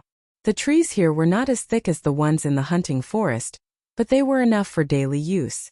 Some of the thicker ones were as thick as buckets. Why did people hunt? The answer was, in order to pursue the adaptation strategy of maximizing energy. Fruits, vegetables, grains, river fish, and animal meat were all on the tribe's menu. Fruits, vegetables, and grains could be found in the surrounding hills, but there were not many of them. The river fish was newly added last year, so people in the mountain foot area ate a lot of them. As for animal meat, it was the staple food of the tribe, and also the food with the most energy in the diet, especially high-level animal meat. Therefore, when people in the tribe hunted, they not only followed the development strategy set by their ancestors, but also to satisfy their own energy needs. The higher the level of a warrior, the more inclined they would be to eat high-energy food, and low-energy food would not be of much help to them. When hunting, in addition to assassinating and slaughtering, they would also use the method of setting traps. A good noose and trap could become a very dangerous lurking killer. Old Ku used to be a lurking killer. After getting down from Caesar's back, Old Ku did not immediately teach Xiaoxian how to set a noose. Instead, he first told Xiaoxian what to pay attention to, such as how to make use of the environment and how to hide the trap. After the lesson, Old Ku began to set a simple trap. As he worked, he explained the technical points involved in each step to Xiaoxian. Different types of traps such as hole traps, intersection traps, flat traps, etc., all had their own characteristics, and there were many changes made according to the prey species. How big should the mouth of the trap be? How much should it cover around the prey's head? Is animal hair better or straw rope more suitable for the connecting thread used for the snares? Double-sided, single-sided, or compound? Or should they make a series of traps? Should they dig a hole? Should they set a knife post? Although Xiaoxian had seen Lang Jie set traps, after listening to Old Ku's explanation, he knew that the two men's styles were indeed very different. Lang Ga's family also set traps. Lang Ga's grandfather's trap was also very good, but the other party's style was different from Old Ku's. Old Ku's traps, simply put, were more insidious, more ruthless, and more in pursuit of a sure kill. After demonstrating a few simple traps, Old Ku let Xiaoxian try. However, to set a noose they had to start by weaving straw rope. They had just used up all the straw rope they had brought. How about weaving straw rope? Do you need me to teach you? Weaving straw rope and knotting are very important to a good noose, Old Ku said. Xiaoxian did not answer directly as he was weaving straw rope. Instead he asked, "Do you know the meaning of my name, Xian?" Old Ku paused in the middle of knotting the rope. He really did not know. People in the tribe named things simply for the sake of simplicity, like Old Ku's own name. Or they named things that they were familiar with or things that were very memorable like Mao. Or they named things with onomatopoeia like Kiki. Old Ku raised his eyelids and waited for Xiaoxian's answer. Xiaoxian swung the straw rope in his hand, shook his fingers and then pulled it tight. A seemingly simple knot was completed. He laughed. Don't you think that the word xian looks like a knot made from straw rope? He was not lying. In his previous life when he was born, his grandmother was making straw rope. Later, when she was about to name him, his grandmother found an oracle bone inscriptions ornament at home, and immediately took a fancy to the word xian. His grandmother said, "No matter how I look at it, it looks like the straw rope we make. Let's call it that." In the language of the tribe, the word xian was very similar to the oracle bone inscriptions, so Xiao Xian's explanation was not suspicious. Old Ku looked at the rope loop that Xiao Xian had finished weaving, and then looked at the knot in Xiao Xian's hands. He had demonstrated it just now, and he had only demonstrated it once. There were a few knots that he had designed himself when he was hunting. They looked simple, but when tied they were very complicated. If there was a slight deviation, the knot would be useless, and the effect of the trap would be very poor. The cunning prey in the forest would be able to escape as long as they found a loophole. As a person who pursued the path of killing, Old Ku had very strict requirements for knots. But he had planned to teach him slowly. After all, many people could not make a complete knot even after learning for half a day. He did not expect this kid to be able to do it with just one look. The corner of Old Ku's mouth twitched. He thought to himself, is this kid born to learn this trick? This was really too fucking exciting. I'll continue to update tomorrow, please forgive me. Chapter 68. On a low mountain next to the tribe's training ground, the trees were not thick, but they were dense. The branches were full of green leaves, and the surrounding shrubs and grasses grew fiercely. In this season they changed almost every day. On both sides of a stone path with sparse weeds that people usually walked on, some annual plants were already waist-high. In places further away, people would not be able to see them if they walked in. Xiao Xian held a stone knife that was half an arm's length in his hand, and walked on this seemingly ordinary stone path. It had just rained yesterday, so the grass and leaves were all washed clean. The surroundings were filled with the faint fragrance of unknown flowers. In the distance, there were bursts of roaring sounds coming from the few stone mountains. In comparison, the few short mountains here were much quieter, and there seemed to be no danger. Xiao Xian held the stone knife tightly and looked serious. He did not dare to be careless at all. Old Ku taught Xiao Xian how to set traps, but he only taught him for 2 days before changing the method. According to Old Ku, if you want to catch a bear, you have to think like a bear. If you want to hunt a beast, you have to put yourself in the beast's shoes. If you want to set a better trap and pursue a set of ultimate killing moves, you have to personally experience the mysteries contained in it. In the face of an area full of traps, if you can't see through them and guard against them, in a real hunting ground, you will definitely die. Although Xiao Xian felt that this method was just asking for trouble, he still did what Old Ku asked him to do. Again and again, he tried to sense the killing moves that were hidden in the branches, in the cracks of rocks, and in the gaps between leaves, where it was hard for people to notice. To put it simply, here Xiao Xian himself was the prey.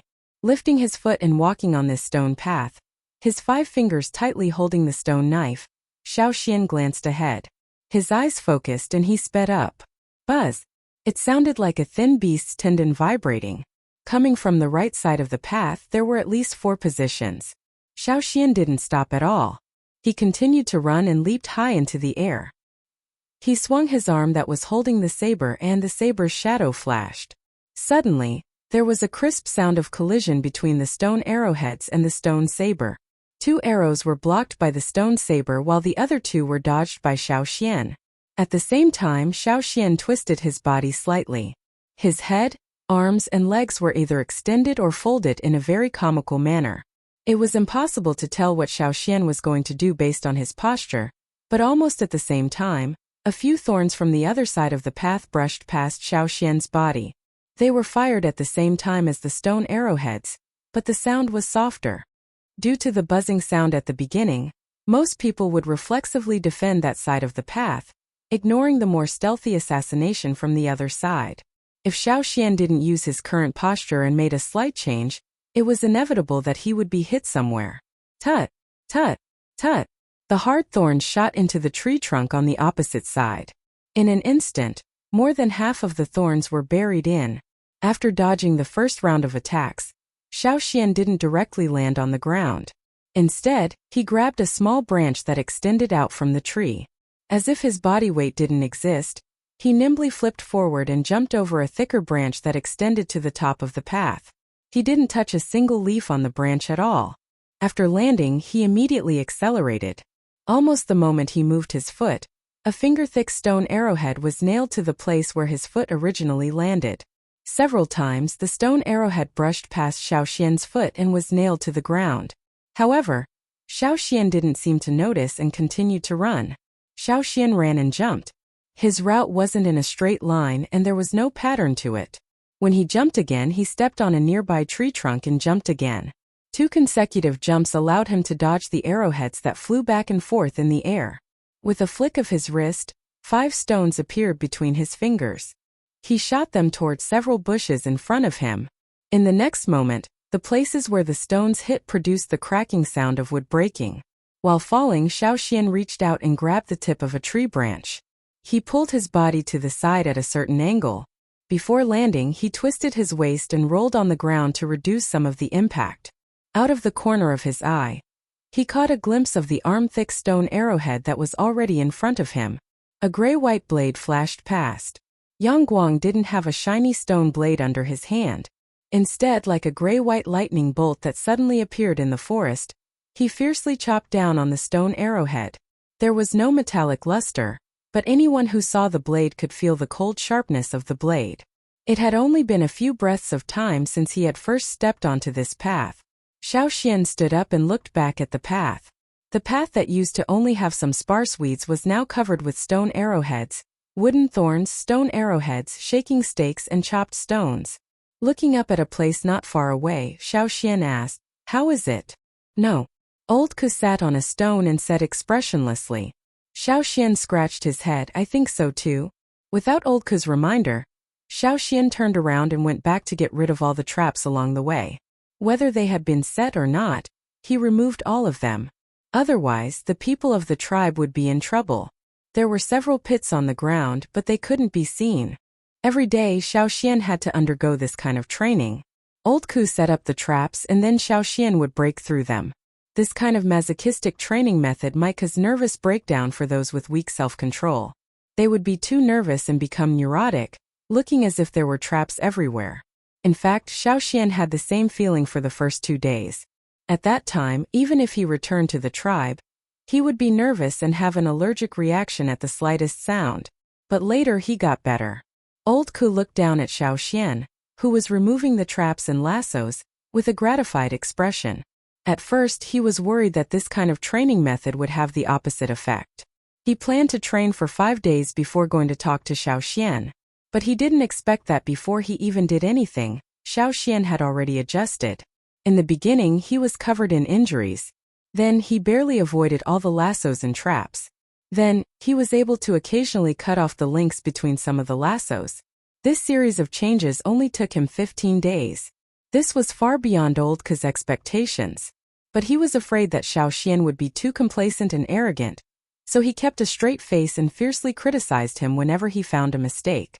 After removing everything on the path, removing all the lassos that hadn't been triggered, and burying all the pits, Xiaoxian walked to Old Ku's side and sat down to rest, listening to Old Ku's comments. In Old Ku's opinion, the worst way to deal with those traps was to resist them one by one. If you could avoid them, why not? Why waste so much energy to resist them? Of course, according to Old Ku's opinion, when faced with a trap, experts would find the best entry point at the first moment and use the least amount of energy to break the series of traps. For a series of traps, finding the right entry point could directly cut off the links between the traps. Top experts, on the other hand, could use other people's traps as their own. The so-called subduing an enemy without fighting was similar to this. However, Xiaoxian was still far from being able to do that. He couldn't see through the trap set on the path at a glance like Old Ku had said. And he couldn't cut off the links between the traps every time. Every day, after hearing Old Ku's criticisms, Xiaoxian felt that his learning progress was too slow. If Old Ku knew what Xiaoxian was thinking, he would definitely spit on the ground. Other people might not be able to do what he did in 150 days, and he said that it was slow. Part of Old Ku's skills were also learned from the older generation. They focused on the art of setting traps. Some people were more conservative while others were more sinister. However, they all had one thing in common. They would find the right person to teach them what they had learned in their lifetime so that this skill could be passed down. Old Ku looked up at the sky, his face filled with nostalgia. Back then, I walked the same path as you, but I did better than you. You were really amazing back then. Xiao Xian didn't deliberately avoid the matter of Old Ku's leg. That would really hurt Old Ku's old self-esteem.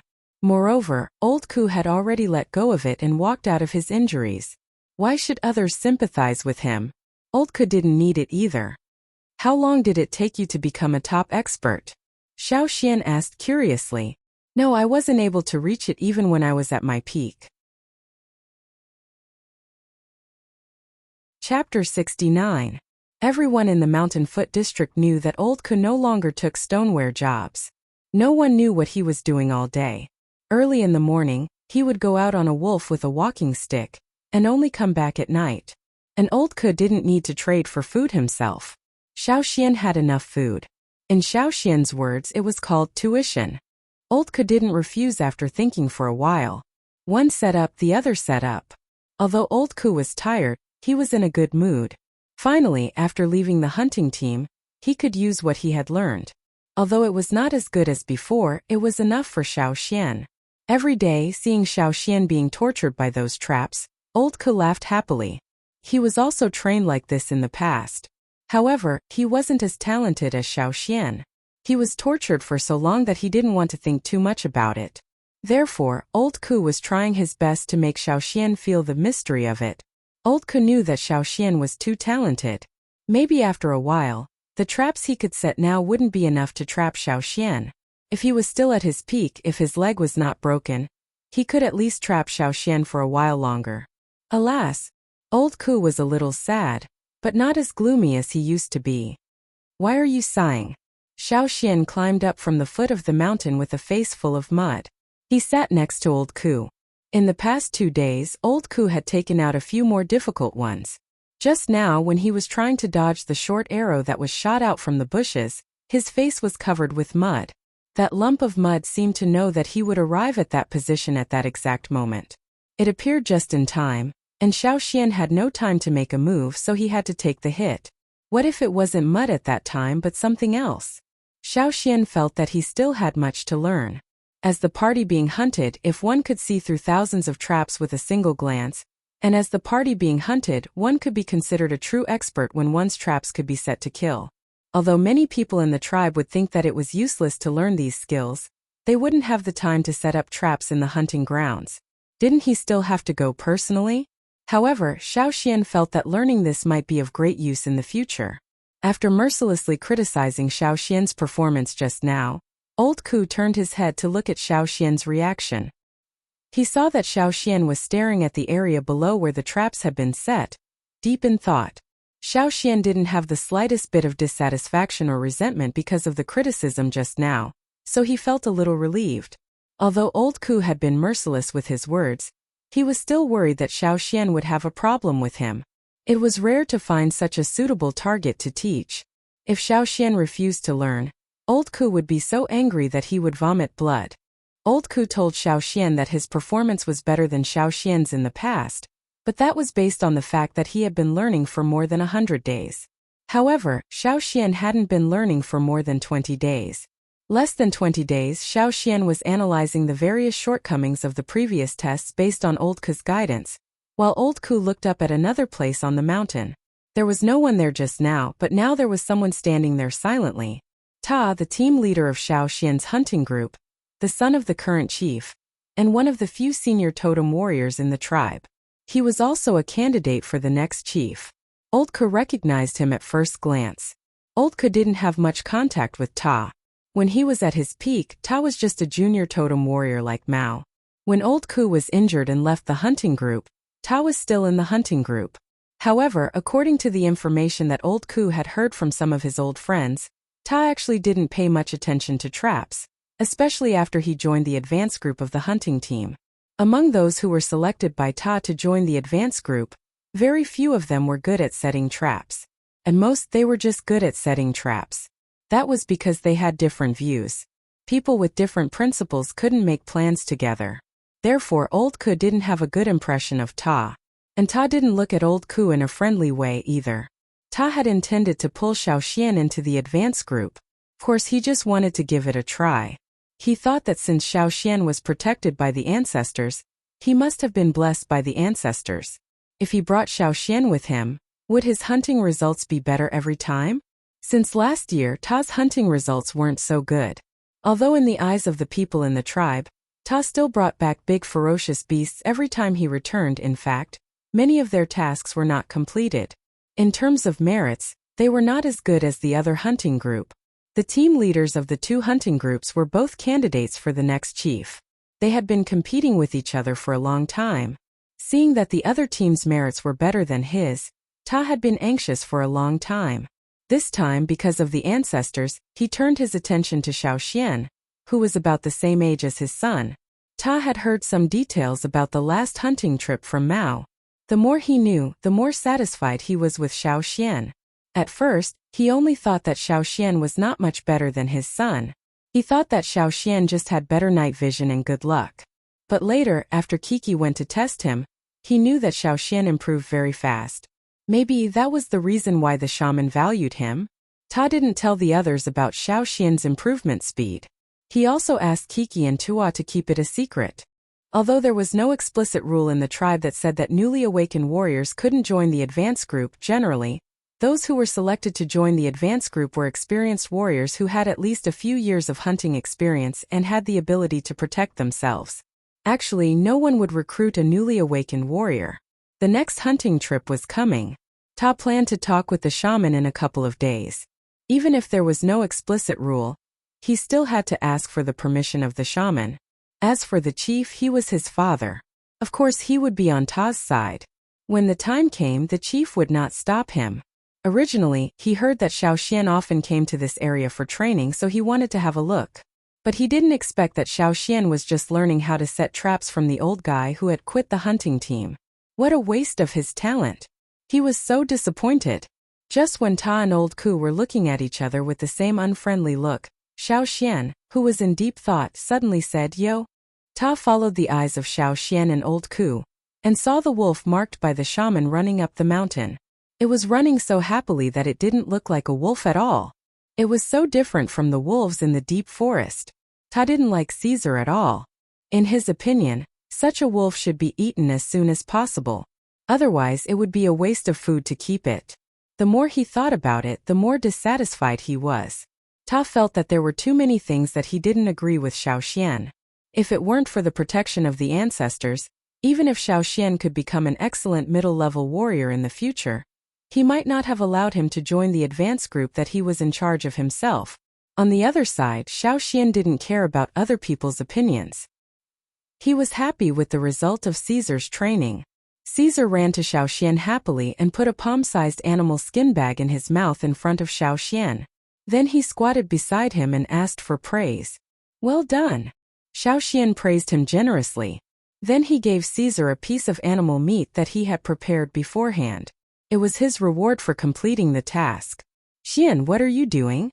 Old Ku was confused. Xiaoxian poured out a few fruits from the animal skin bag and put the bag away. He smiled and said, "There's a saying that a good dog is the hunter's eyes and ears. I'm trying to make Caesar a good dog. Maybe he can help me in hunting in the future." Ta, who was about to leave with disappointment, stopped when he heard this. He continued to listen.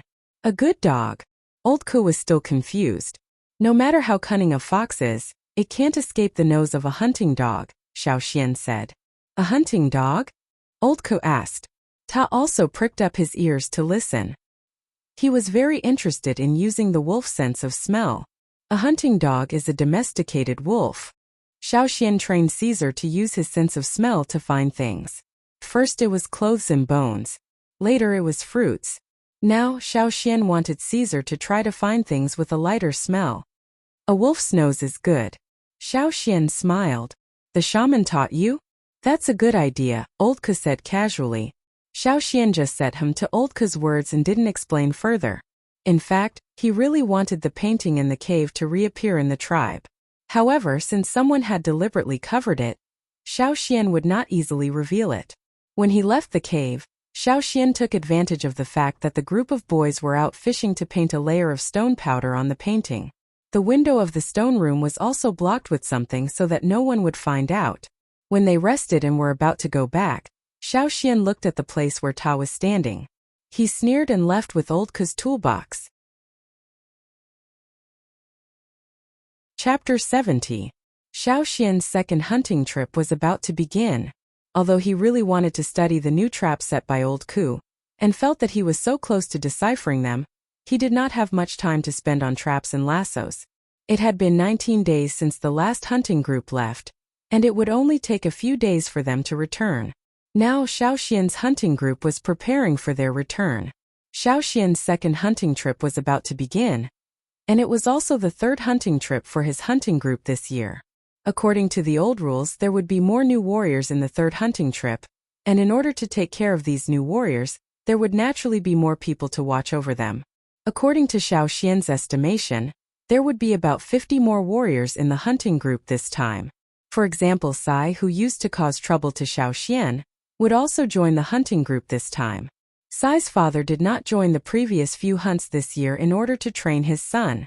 Fortunately, there were many people fishing near the mountain foot area, and their food storage was not as good as the people in the mountains.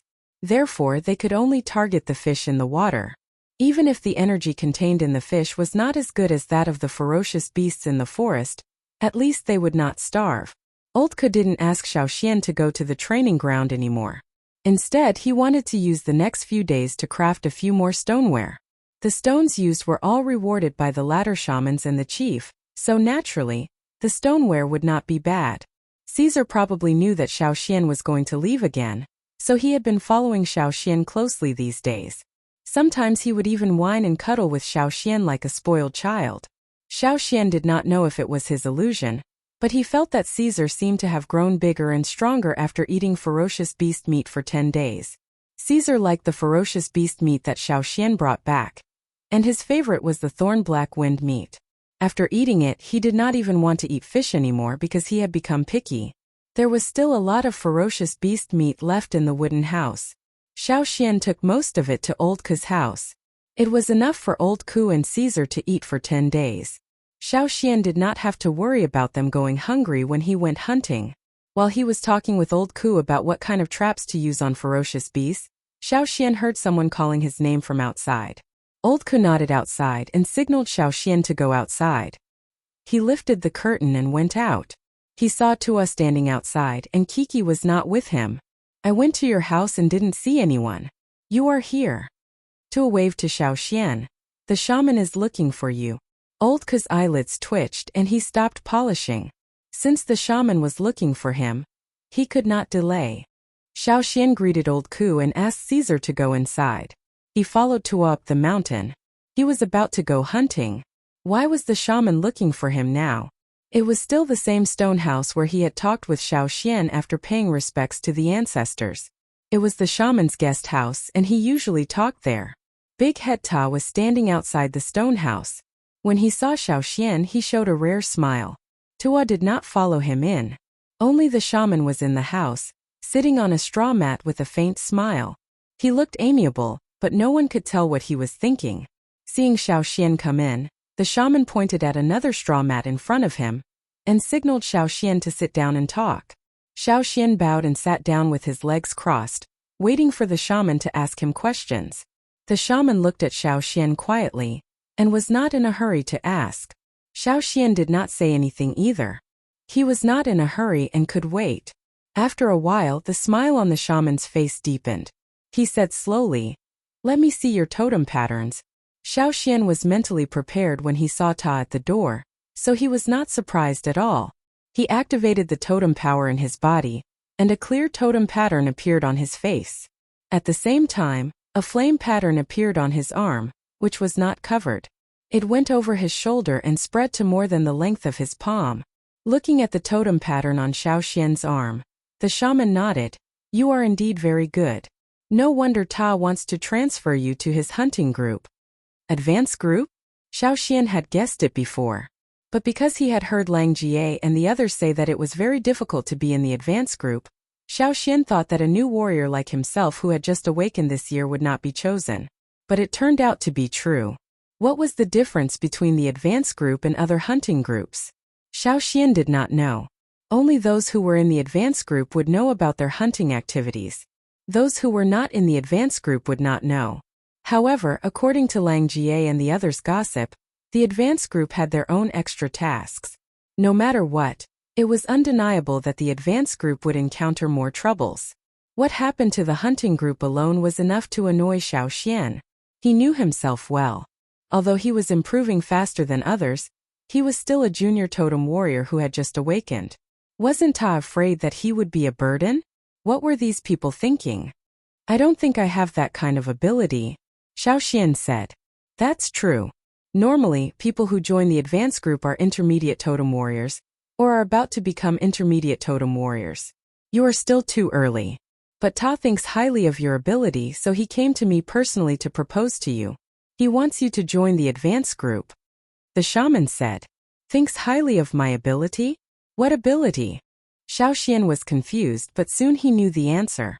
What did people in the tribe envy Xiao Xian the most? The protection of the ancestors.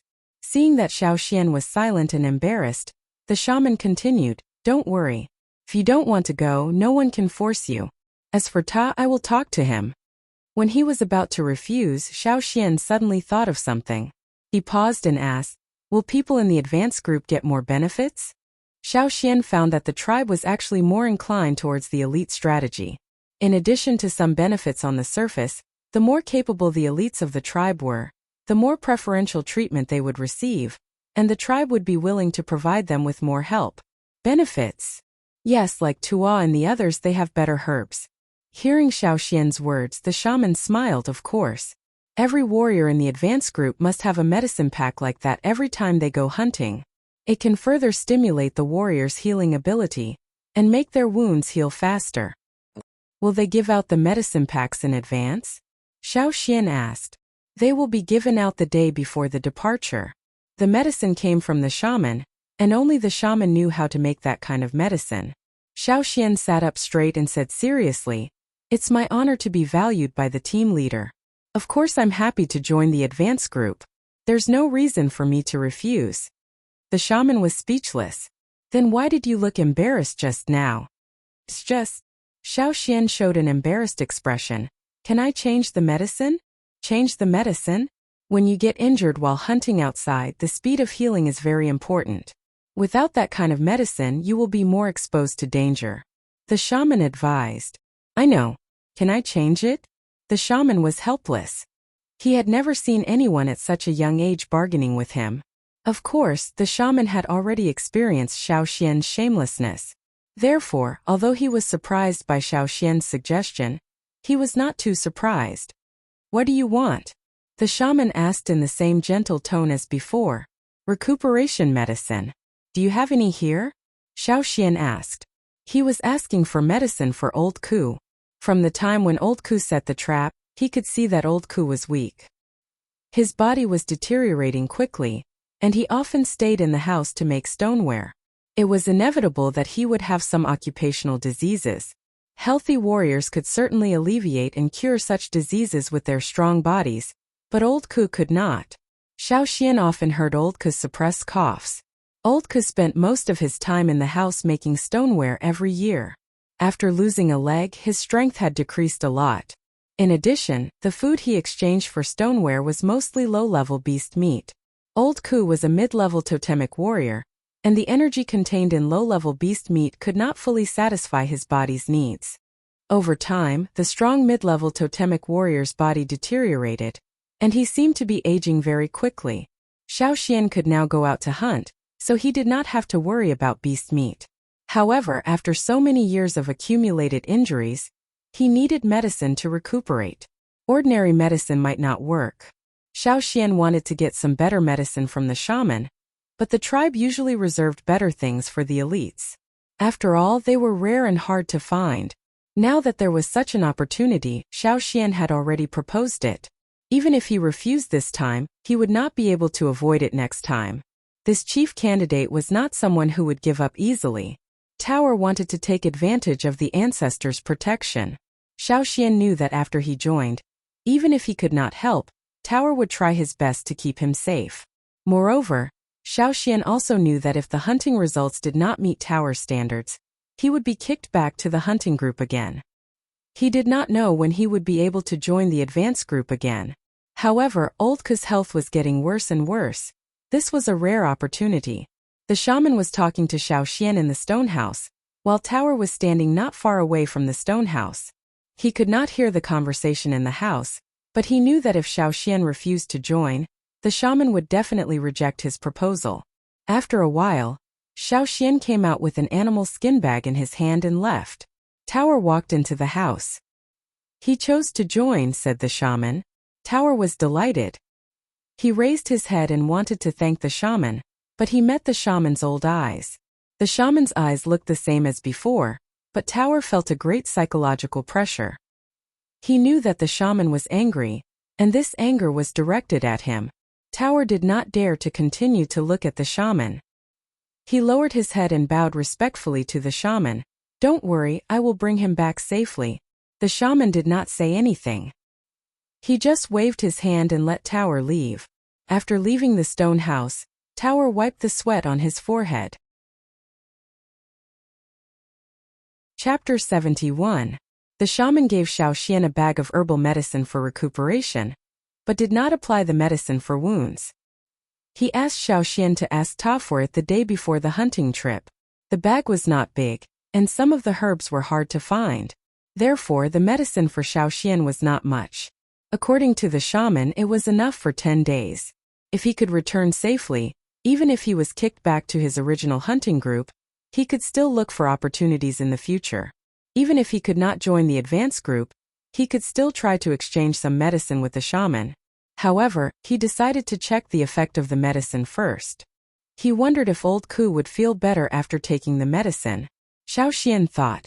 The hunting group came back on the 21st day. 3 people were seriously injured and 1 was missing. The missing person was dead, and even his bones could not be found. It seemed that the hunting group was in big trouble this time. However, the game brought back by the hunting group still made everyone excited.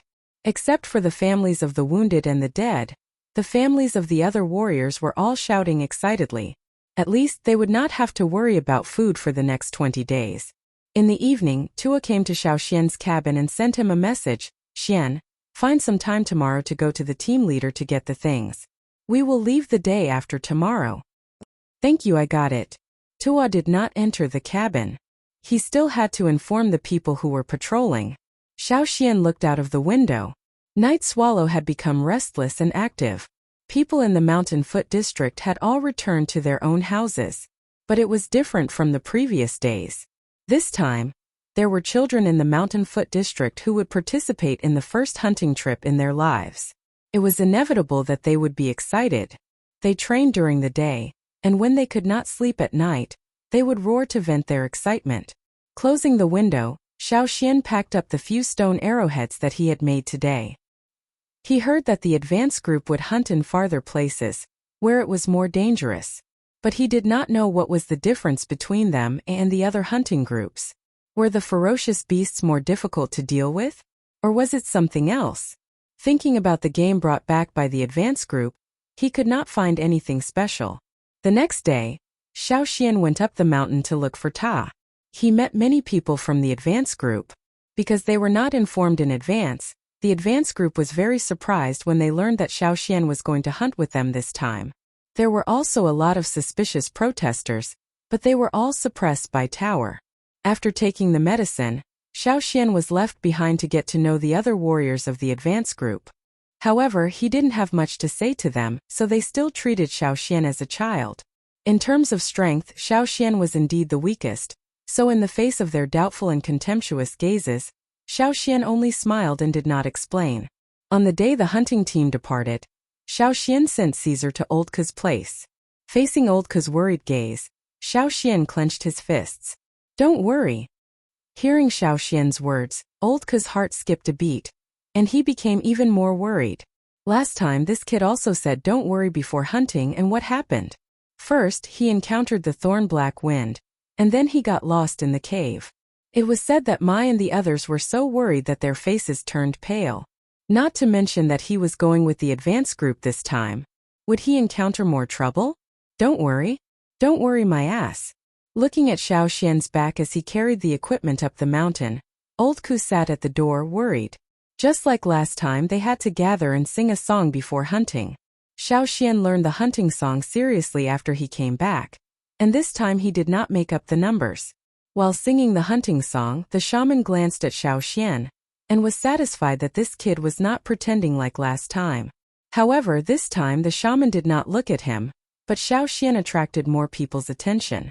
All the people present stood together in groups.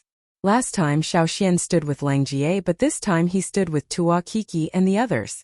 The other warriors in the hunting group naturally knew who Tuo and Kiki were, and that was why they were so shocked. That was the advanced group. Did Xian go there to seek death? How could the team leader agree?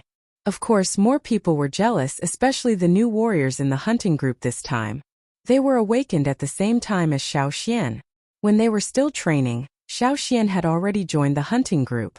When they finally joined the hunting group, they found that Xiao Xian was already standing with the advanced group. They were so shocked that their jaws almost dropped. Even Mao, who was recognized as the most talented among the new awakened warriors this year, was not brought in by his own father. What did Xiao Xian do? The warriors could not figure out what the team leader was thinking, but it did not stop him from teaching the kid a lesson. For example, Sai was scolded by his father again. Hoodlum did not join the hunting group this time. Xiao Xian broke several of Hoodlum's ribs when he came back from the last hunting trip. Hoodlum recuperated at home for nearly 10 days, and was beaten by Mao again when he went out. Xiao Xian was still worried that Hoodlum's family would make trouble for Old Ku, so he did not beat him too hard. But Mao had his father and grandpa to back him up, so he beat Hoodlum even harder. Hoodlum was beaten down again before he had fully recovered. Now he was still recuperating at home, so he could not join the hunting group. Everyone knew that Hoodlum was in trouble, so they did not interfere, and just let Xiao Xian and Mao beat him up. The team leader also ordered Hoodlum and his father to stay at home and reflect on their mistakes.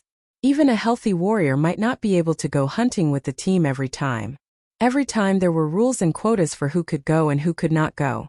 Every time the team leaders would report it to the team leaders, and then the team leaders would make the final decision. If they could not pass the team leader's final review, then they should just stay at home. What? Almost out of food? Even if there is no food, you better stay at home and starve. If you don't starve, you don't learn from your mistakes. As the team leader, Ta already knew that the results of his hunting group were not as good as those of the other hunting group. Naturally, he would not allow anyone to be a hindrance and a joke. This year's hunting group, Ta made an example of Hoodlum and his father. With Hoodlum as an example, the new warriors would be more obedient this time. As they walked down the path of glory, the crowds on both sides were very excited, especially those women who had not yet awakened, but whose husbands and children were with the hunting group. They were shouting as if their lives depended on it. Xiao Xian looked over there and thought that those women were probably competing with each other to see who had the loudest voice. They were shouting and even started fighting. They had fully inherited the tribe's tradition of being barbaric and valiant, and solving any conflict by force. When they got close to the mountain foot area, Xiao Xian also saw Old Ku, who was riding a wolf. He waved to him and then left with the hunting group. With the experience from last time, it was not difficult for them to deal with it. After they got off the path of glory, they began to speed up. The farther they were from the tribe's residential area, the faster they ran. But no one was left behind. Obviously, the training of those new warriors since their awakening was not in vain. After they got out of the tribe's patrol area, Ta signaled everyone to stop before they entered the forest, and each group could do a little rest. Xiao Xian was still thinking about what he should do later, but after listening to Ta for a while, he realized that he had nothing to do at all. Everyone else had been assigned tasks, and when the advance group entered the forest, they had already arranged who would be in charge of which direction.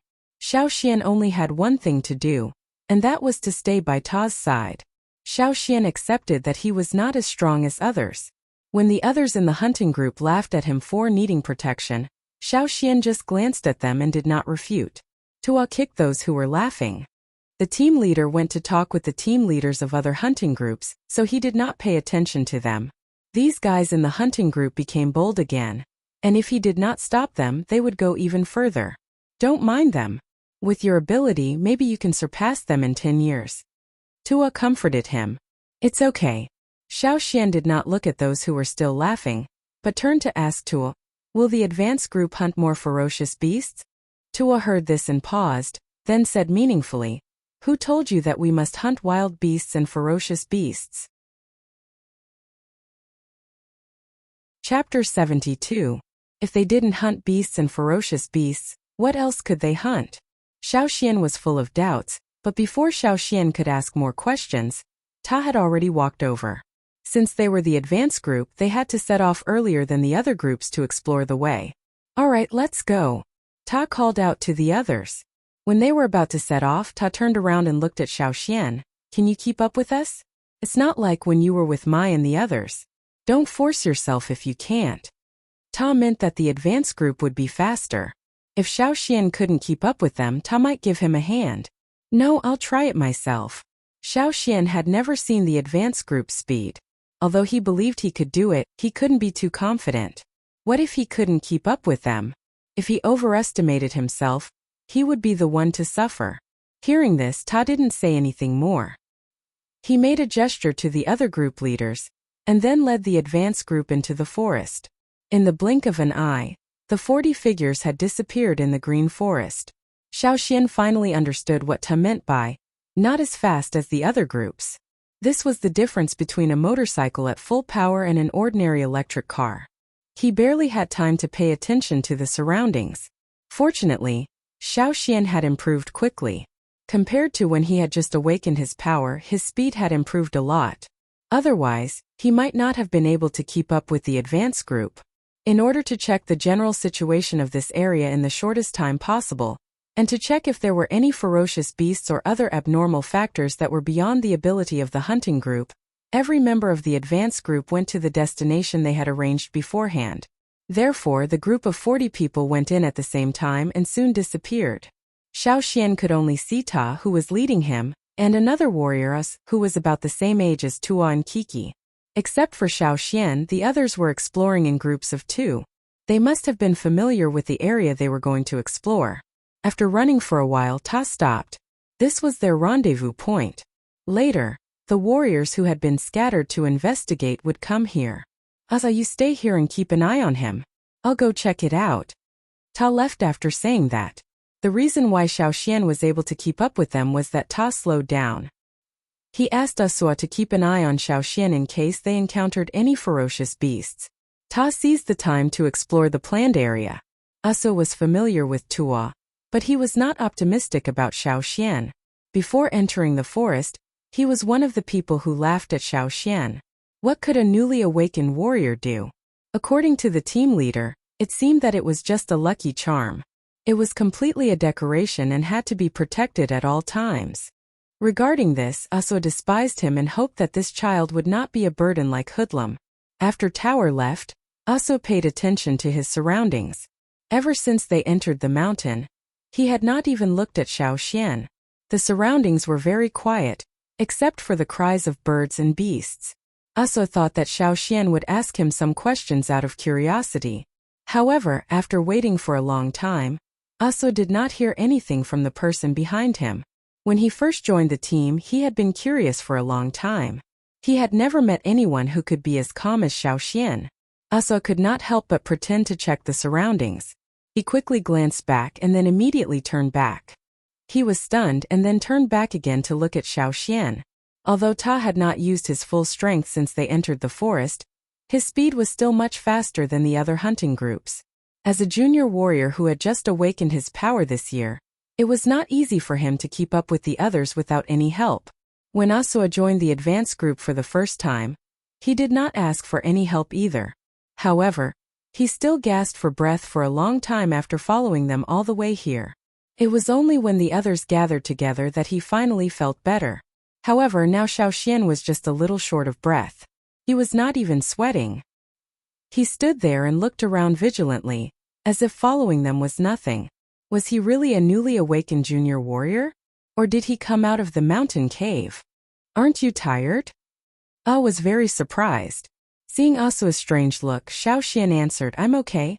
Xiaoxian was indeed gasping for breath, but he recovered quickly. The sweat on his body was also dried by the wind. Feeling the energy in his body quickly replenishing, Xiaoxian could even use his ability to pay attention to the surroundings. After looking at him carefully for a while, Asua found that this kid was not pretending. How strange. Seeing that Xiaoxian had no intention to ask, Asua felt bored. He used to follow Ta to explore, so why would he stay here? This place was relatively safe, so it was okay to talk. Aren't you curious about what we are going to do? Asked. You won't tell me even if I ask. Xiaoxian had asked before, but Ta to Kiki, and the others did not answer directly. They only told him, you'll know when the time comes. That's because we are not separated from the other teams. When the time comes, of course we won't tell you. What if we tell you and you tell others? The shaman doesn't want too many people to know. But now I can tell you if you want to know. Asua said proudly. He saw that Xiaoxian seemed to have some ability, so his attitude was a little better. Once his attitude was good, his old habits would resurface. What he liked most was to answer all kinds of questions about the advanced group to the newcomers. It gave him a sense of pride, especially when he saw the shocked expression on the newcomers' faces, which made him feel refreshed. Our team has a task, and it's given by the shaman, said. To them this was an extremely high honor. Moreover, in the process they were also the beneficiaries. We can eat things that the others in the tribe can't. Moreover, we can become stronger than others in the future. After listening to Asua's bragging for a while, Xiaoxian could not help but interrupt. So what is the task? Asua, who was immersed in his own pride, was a little unhappy to be interrupted. He snorted. Do you think the herbs used in the tribe can be found easily? Herbs. After receiving the bag of herbs from the shaman, Xiaoxian also found that although he did not know what the original herbs were, he could distinguish the smell of some of them. However, there were many kinds of herbs that he had never encountered before, even when he was hunting with the advance group. So you've been hunting for plants? Not all of them, said. Were they really plants? Xiaoxian was shocked. How could they use the words hunting and killing to find herbs? What kind of plants were they? While they were talking, Xiaoxian heard a whistling sound coming from afar. Then whistling sounds came from other directions one after another. Some were closer, some were farther, and some were more vague. If you didn't pay attention, you wouldn't be able to hear it at all. After the whistling stopped, people began to gather here. Ta was the last one to arrive. He had to go back to deliver the message to the advance group. If he was too far away, the others would not be able to hear it. After a short rest, Ta led the others to continue their journey. Before, they were the advance group, but after this, they became the tribe's herb hunting team, to complete the task assigned by the shaman. Chapter 73. The hunting group sped up again, and they didn't take the route that Xiaoxian knew. They traveled at a speed that was 2 to 3 times faster than the other hunting groups. It was a long journey, and they only took a short break to eat, and then continued their journey. In the evening, they spent the night in a cave, which was also the resting place of Ta and the others when they were hunting. On the first day, Xiaoxian didn't get used to the new environment. Even though he had better endurance and speed than his peers, he was only a junior totem warrior who had just awakened this year. In the original advance group, the weakest one was only one step away from becoming a middle-level warrior. Xiaoxian was not good enough compared with them. Therefore, when they finally arrived at the cave on the first night, Xiaoxian was exhausted. He lay there, unable to lift his legs. His muscles were twitching, and his mind was a little muddled. The other members were tired too, but they were used to it. They weren't as tired as Xiaoxian. Seeing Xiaoxian like this, they all thought that this kid finally realized the gap between them. Not everyone could join the advance group. Even if the weaker ones tried their best to get in, they still couldn't keep up. However, Xiaoxian was already very good to be able to keep up on the first day. Therefore, some people in the advance group had a better impression of Xiaoxian. In their eyes, Xiaoxian was just a kid, and the tribe was always more tolerant to kids. Ta and the others, who were more powerful in the advance group, discussed that they would take turns to carry Xiaoxian tomorrow. After all, Xiaoxian wouldn't be able to keep running tomorrow. But the next day when the others got up, they found that Xiaoxian, who was still half dead last night and couldn't even move his toes, was now alive and kicking, as if nothing had happened to him. Xiaoxian didn't need Ta and the others to carry him, and he kept up with them in high spirits. Almost everyone in the advanced group showed the same expression. Damn, didn't that kid come out of the cave? What did he eat to grow up? Wild animals? Ferocious beasts? Or was it a beast king? That was impossible. The food distributed in the underground cave was all low-energy meat and plant tubers. How could it grow like this? Thinking about it, he couldn't figure it out. No matter how he thought about it, he still couldn't figure it out. Could it be that he was really protected by the ancestors? Therefore, the next day, the advance group kept glancing at Xiaoxian while they were on their way. Then they glanced at him again after a while. TSK, looking at that brat's spirited appearance, he really wasn't pretending. Unlike other hunting groups who would hunt in one foothold and then move on to the next foothold, Ta's hunting group was on a continuous journey. After spending the night in the first cave, they would continue the journey the next day. Sometimes they had to climb over the mountains, over the dangerous peaks covered with white snow. Sometimes they had to take a detour, passing through dangerous areas such as swamps and asphalt pits. Xiaoxian saw a lot of unknown ferocious beasts. Some were huge and ferocious, and some were colorful giant snakes. Any one of them would attract the attention of the people in the tribe. However, the group didn't stop. Even if they killed ferocious beasts, they didn't bring them back. As long as they had enough food, they would just leave the rest behind.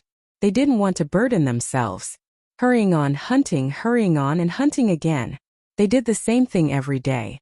The huge consumption of physical strength also meant that they needed more energy, and the meat of high-level ferocious beasts was the best supplement. The people in the advance group were worried that Xiaoxian wouldn't be able to absorb the energy, and would feel sleepy after eating the meat of high-level ferocious beasts. But it turned out that they thought too much. After hunting a thorn-black wind, Xiaoxian had already gotten used to eating meat of that level. He had already adapted to the energy in the meat. Even if the level of the ferocious beast was higher, Xiaoxian would still be able to absorb the energy.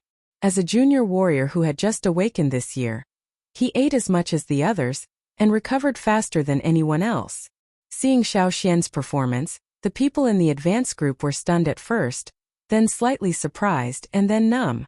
In the end, no one dared to laugh at Xiaoxian anymore.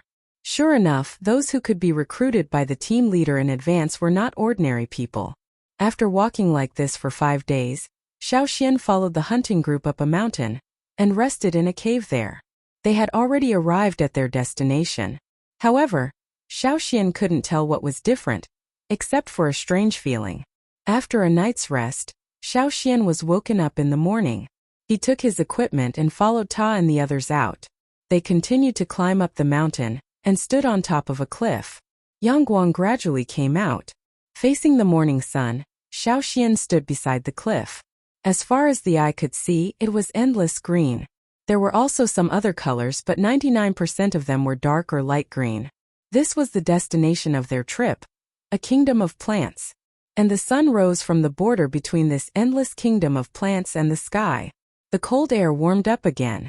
Xiaoxian could clearly feel that everything on this land was waking up. Crack, crack, crack. In the green kingdom of plants, the pillar-shaped plants that stood like tall buildings made cracking sounds, like the pressing of heavy planks. Occasionally, some creaking sounds could be heard, like the sound of a giant wooden boat swaying in the waves. Along with these sounds, the top of the pillar-shaped plants unscrewed their tightly coiled leaves, and spread them out layer by layer like buds. Those bean sprout-shaped giant plants, which had been lowering their heads, gradually lifted up, facing the direction of the morning sun, and spread out their 2 huge wings like leaves. The sun rose higher and higher, and the light of the morning sun had already passed the peak, shining on the other side of the mountain. Like an alarm, it spread from one side of the mountain to the other, waking up the sleeping creatures. Xiaoxian took a deep breath, took a step forward and looked at his feet. This was a cliff. If he jumped down, he would definitely die. It would be worse than being smashed to pieces. How do we go down? Xiaoxian asked.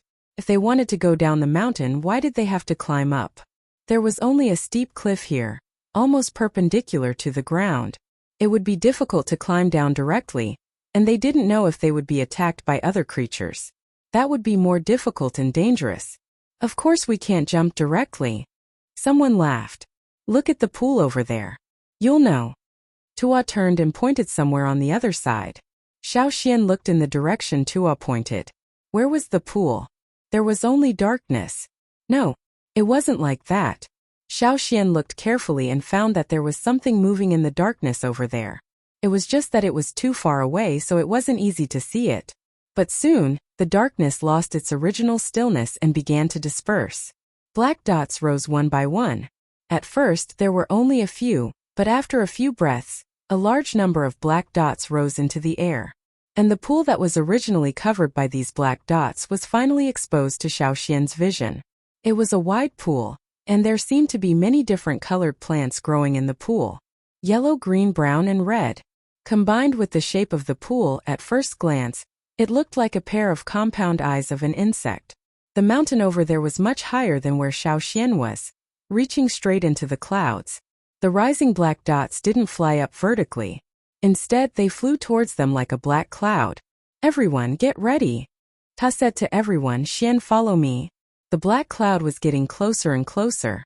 Xiao Xian could hear the sound of wings flapping, and he could see clearly what those black dots were. Dragonflies. Xiao Xian didn't feel it because he was too far away. But now, when he saw the group of dragonflies, his heart thumped wildly. Xiao Xian had seen dragonflies before, but he had never seen so many of them. It was a huge fleet of airplanes. The small ones had a wingspan of 3 meters, and most of them had a wingspan of more than 5 meters, and some were even larger. Seeing so many giant dragonflies gathered together, Xiao Xian could imagine how shocked he was. They were going to fly from one side of the mountain to the green area on the other side. When the fleet of airplanes glided over their heads, Xiao Xian could still see the web-like veins of their wings. They were like gliders. Let's go. The people of the advance group skillfully jumped off the mountain wall and landed on a giant dragonfly when they fell.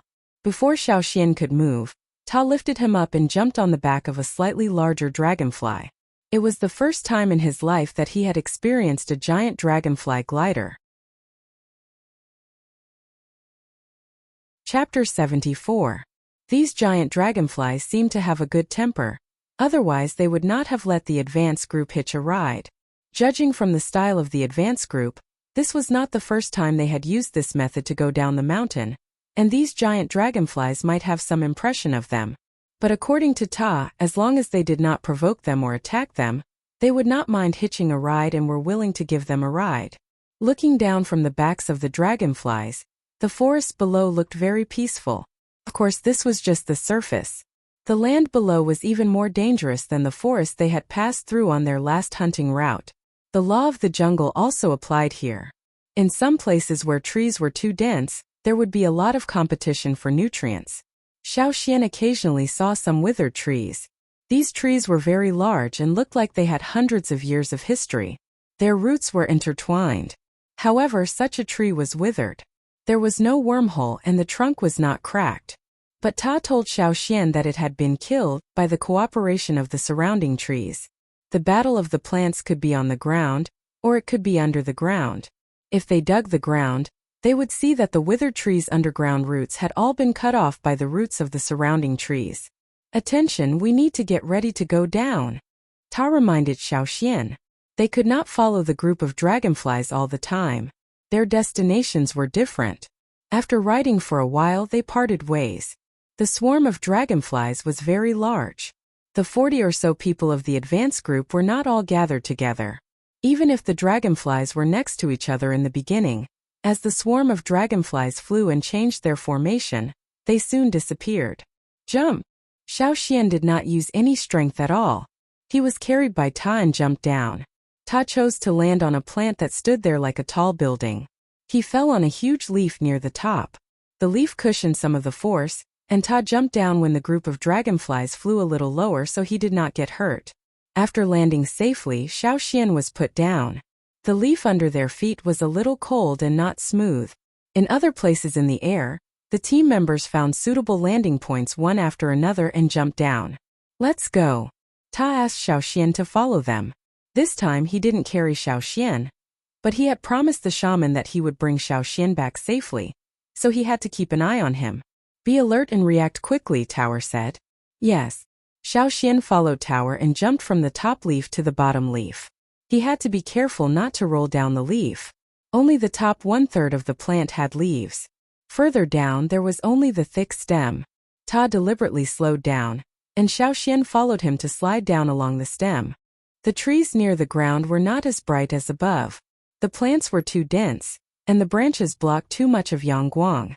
Only a small part of the light could be seen through the gaps.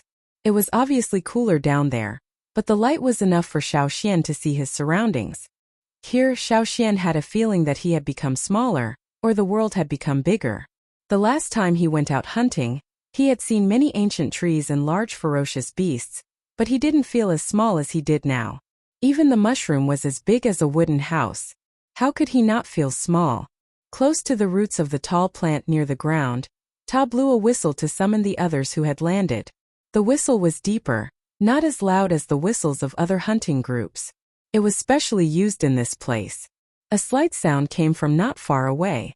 It was hard to hear it if one didn't listen carefully. Xiaoxian tilted his head to look and saw a few thin vines that looked like straw ropes extending quickly towards them. Xiaoxian and Tower both stood in the direction of the vines, but Xiaoxian felt that the vines seemed to be targeting him. Whoosh! A small stone knife was nailed to the ground and cut off the tip of the vines that were extending towards them. The vines that were cut off immediately stopped extending and quickly shrank back, as if they were scared. Tower went over and took back the stone knife and said to Xiaoxian, "Don't treat them as dead things, or you will be the one to die. Besides, many of them know how to avoid the strong. You are the weakest in our group." Sure enough, he had become a target again. The ferocious beasts in the forest would attack the cubs of other races when they had the chance. But here, even the plants knew how to find the weak ones, and couldn't handle the strong ones. Xiaoxian had heard in his last life that plants also had 5 senses, including sight, hearing, smell, taste, and touch. It was just that many people didn't pay attention to it. But now Xiaoxian had a deep understanding of the 5 senses of these plants. Soon, the other warriors who had landed in other places also gathered here. After counting the number of people, they continued to set off. But this time they were divided into 2 groups, and went in 2 directions to search for the tasks assigned by the shaman. In this way, there were only 20 people in Xiaoxian's group. It was impossible for the people in the advanced group to be familiar with every inch of this vast green area, but they could tell the direction. As long as they had the Yangguang, they wouldn't get lost. Their route was basically the same. In the forest, they could hear the chirping of birds, insects, and all kinds of sounds made by some plants. Sometimes it sounded like someone was knocking on a door, and the sound echoed in the forest.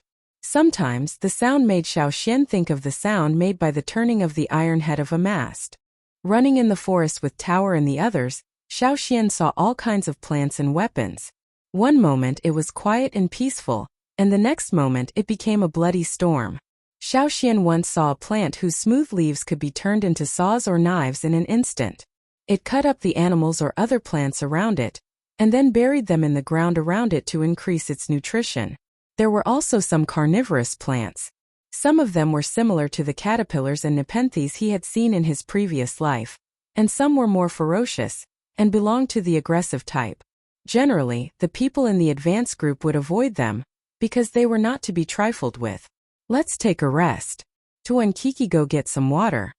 After running for half a day, Tower said to Xiaoxian, "What the shaman was looking for was not here. They had to run for a while to find it. There was no river around, not even a stream." While Xiaoxian was puzzled, he saw Tu and Kiki come to a plant with thick leaves, and cut the surface of the stem with a stone knife. It took several cuts to make a crack. The wall was too thick to be cut open with only one cut, and even if the crack was cut open, it would soon close up. Clear green liquid flowed out from the slit, bringing with it a faint sweet smell. Tu and Kiki took the water bottle and collected the liquid. The liquid would also attract other insects, so except for Tua, Kiki, and Xiaoxian who went to get water, the others were on guard around. They would kill any insects that came. Some of them were on guard against the sky, and some were on guard against the other directions of the forest. Only 2 people were left to get water. Xian, throw the water bottle to me. Tua, who was getting water, said. Tua didn't let Xiao Xian get close to the plant, so Xiao Xian stood about 10 meters away. Hearing Tuo's words, Xiao Xian threw the empty gourd to him. When it was filled with water, Tua threw the gourd to him, and continued to ask the next team member to throw the water bottle. The green liquid attracted a lot of insects, all of which were relatively large. A random beetle was nearly 1 meter long. Hurry up! Tower urged them. There was a swarm of insects flying towards them from afar.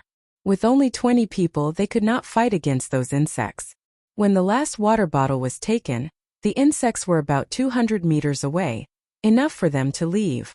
Let's go. After getting the water, they had to leave immediately. What are those?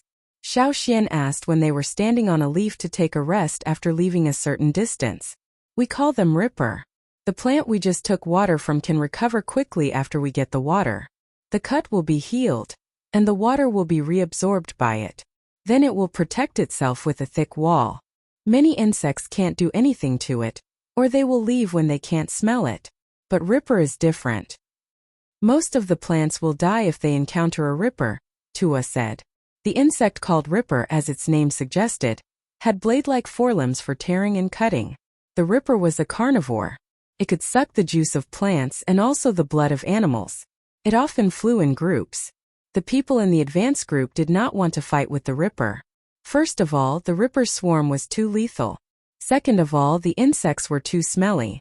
If they got the smell, they might not be able to get rid of it by the time they return from hunting. Chapter 75. The liquid in the gourd was refreshing and comfortable. It seemed to dispel the tiredness from the continuous running. His mind was much clearer, and his whole body was so comfortable that even his bones were shaking. How is it? Do you feel good? Threw a fruit to Xiao Xian. This is good too. Xiao Xian didn't know which plants were edible and which weren't, so he didn't take any action. Just now, when he left the water point, he noticed that Uso and the others took a detour. It seemed like they were going to pick some fruits. These are all good stuff. Uso said, I'm not boasting. After eating these, we'll improve faster. There's a saying in the advanced group. Lowering his voice, Uso continued. Only those who have been in the advanced group can become senior totem warriors. Every senior totem warrior in the tribe has been in the advanced group at some point. Most of the plants here were more than 100 years old. Some of the fruits and plant juices had a certain degree of cleansing effect on the human body. Even if the warriors could not describe the specific feeling, they could feel the benefits that the things they ate brought to them. Can't we take some back to the tribe? Xiao Xian asked. It's not that easy, Uso said with a bitter face. I want to take some back for my brother and sister, but I can't. It wasn't that the advanced group led by the previous team leaders had never tried this before, but using ice food, digging out the roots, and other methods didn't work. As long as they left this place after a day or two, the things they brought out would rot and deteriorate. Drying them, not everything could be done in this way. So far, there are very few plants that can be taken out. The shaman's task includes them, but some of them are not easy to find. It depends on the time, flowers, fruits, and so on. If you miss them, you have to wait for another year. For some plants, even if you wait for a lifetime, you may not see them again. You have to find another one. Xiao Xian was silent. It seemed that some of the plants here only bore fruit after hundreds of years, or they had to be hundreds of years old to be effective. But most of the plants died immediately after leaving this land. They couldn't survive in other places. Therefore, people might have thought of planting plants before, but it might not be effective. Until now, the tribe could only take the initiative to come to this place that was both a dangerous and a treasure land. The glory of the advanced group was to serve the tribe. The medicine used by the tribesmen when they were sick, and the medicine used by the shaman to treat the wounded were all found and brought back by the advanced group. No one could deny their contribution. Other than the glory, joining the advance party would also give the warriors a chance to taste a lot of medicinal plants that could not be taken away. It would also be beneficial to the warriors' development and improvement. Therefore, some people who had joined the advance group, but left due to injuries or old age would tell their children and grandchildren to work hard, and strive to join the advance group. They knew that these people would become stronger in the future, and they were the elites with the most potential for development in the entire tribe. However, the internal rule in the tribe was that the advance group was decided by the team leader. Generally speaking, the shaman would not ask about it. Only special cases like Xiao Xian would attract the shaman's attention. Most of the time, the team leaders would choose people who were on good terms with them. As long as they were strong enough, they would be able to pull them in. These people were also the strong supporters of the team leaders when they fought for the chief's position. After the selected people joined the advance group and felt the benefits, who would want to give up their position and quit? No one wanted to. If one more person joined the advance group, the others might be kicked out. Even if the hunting group was ruled by the team leader alone, the ancestors had set the rule that the number of warriors in the advance group could not exceed 1/5 of the total number of warriors in the hunting group. Maybe the team leaders of the previous generation had learned their lesson, so they worked together with the chief and the shaman to set this rule. Thinking about this, Xiao Xian understood why some people in the advance group looked at him with such a subtle expression at the beginning. They were not only looking down on Xiao Xian's strength, but also taking precautions against him. Xiao Xian noticed that most of the people here lived on the mountain, and only a few lived on the mountainside. Were people like Mai and the others not qualified to join the advance group? Of course they were qualified, but without the team leader's permission, Mai was not allowed to join either. Absolute fairness did not exist. Even Xiao Xian was invited to join the advance group only because of the ancestors, and because Ta's team had not been doing well. If it were not for the ancestors as a kid from the orphan cave, and since Xiao Xian was learning how to use traps and lassos from the old coup, Ta would have looked down on him even more. Unless Xiao Xian was really talented in the future, he would have been excluded from the advance group by Ta. The better, and the worse, the worse. The development on the mountain and at the foot of the mountain had probably gone beyond the ancestors' original plan. When the people at the foot of the mountain were thinking about how to get more food, some people on the mountain were thinking about how to get more benefits. When there was no threat from other tribes, infighting was inevitable. It was just that it was not obvious on the surface. After drinking a few mouthfuls of the water from the plant, Xiao Xian looked around. It was higher here and he could see some weird-shaped plants in the distance. What's that? Xiao Xian pointed in that direction and asked Asa. Asua glanced in that direction and smiled maliciously. That's the skull tree. Every tree grows after eating a human head.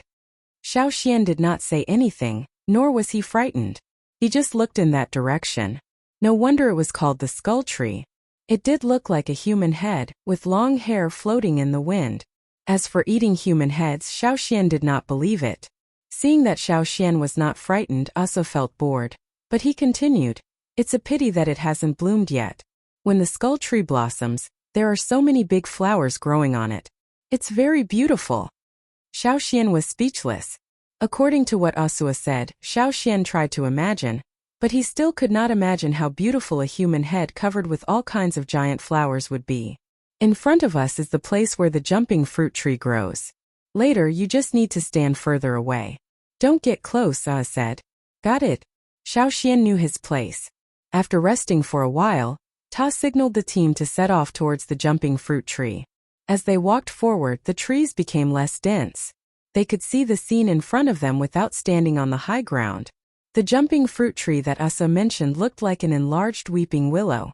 The difference was that every drooping branch was full of round fruits, each the size of a fist. Seeing that everyone was breathing softly, Xiao Xian also lowered his presence. It seemed that the tree was very sensitive to sound. Ta raised his finger and pointed at Xiao Xian, then opened his palm and gestured Xiao Xian to stay here and hide behind the tree trunk. Xiao Xian nodded, indicating that he understood. However, he felt that something bad was going to happen. He wanted to say something, but the other team members were waiting for Ta's instructions, and Ta did not pay attention to him at all.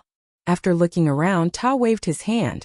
20 people rushed towards the jumping fruit tree like lightning. They tiptoed on the ground and ran quickly without making any sound. They surrounded the jumping fruit tree. However, when they were close to the jumping fruit tree, Xiao Xian suddenly heard Ta shout, "Retreat!" The others did not hesitate. Even if some of them were about to touch the tree, they decisively retreated because of Ta's shout.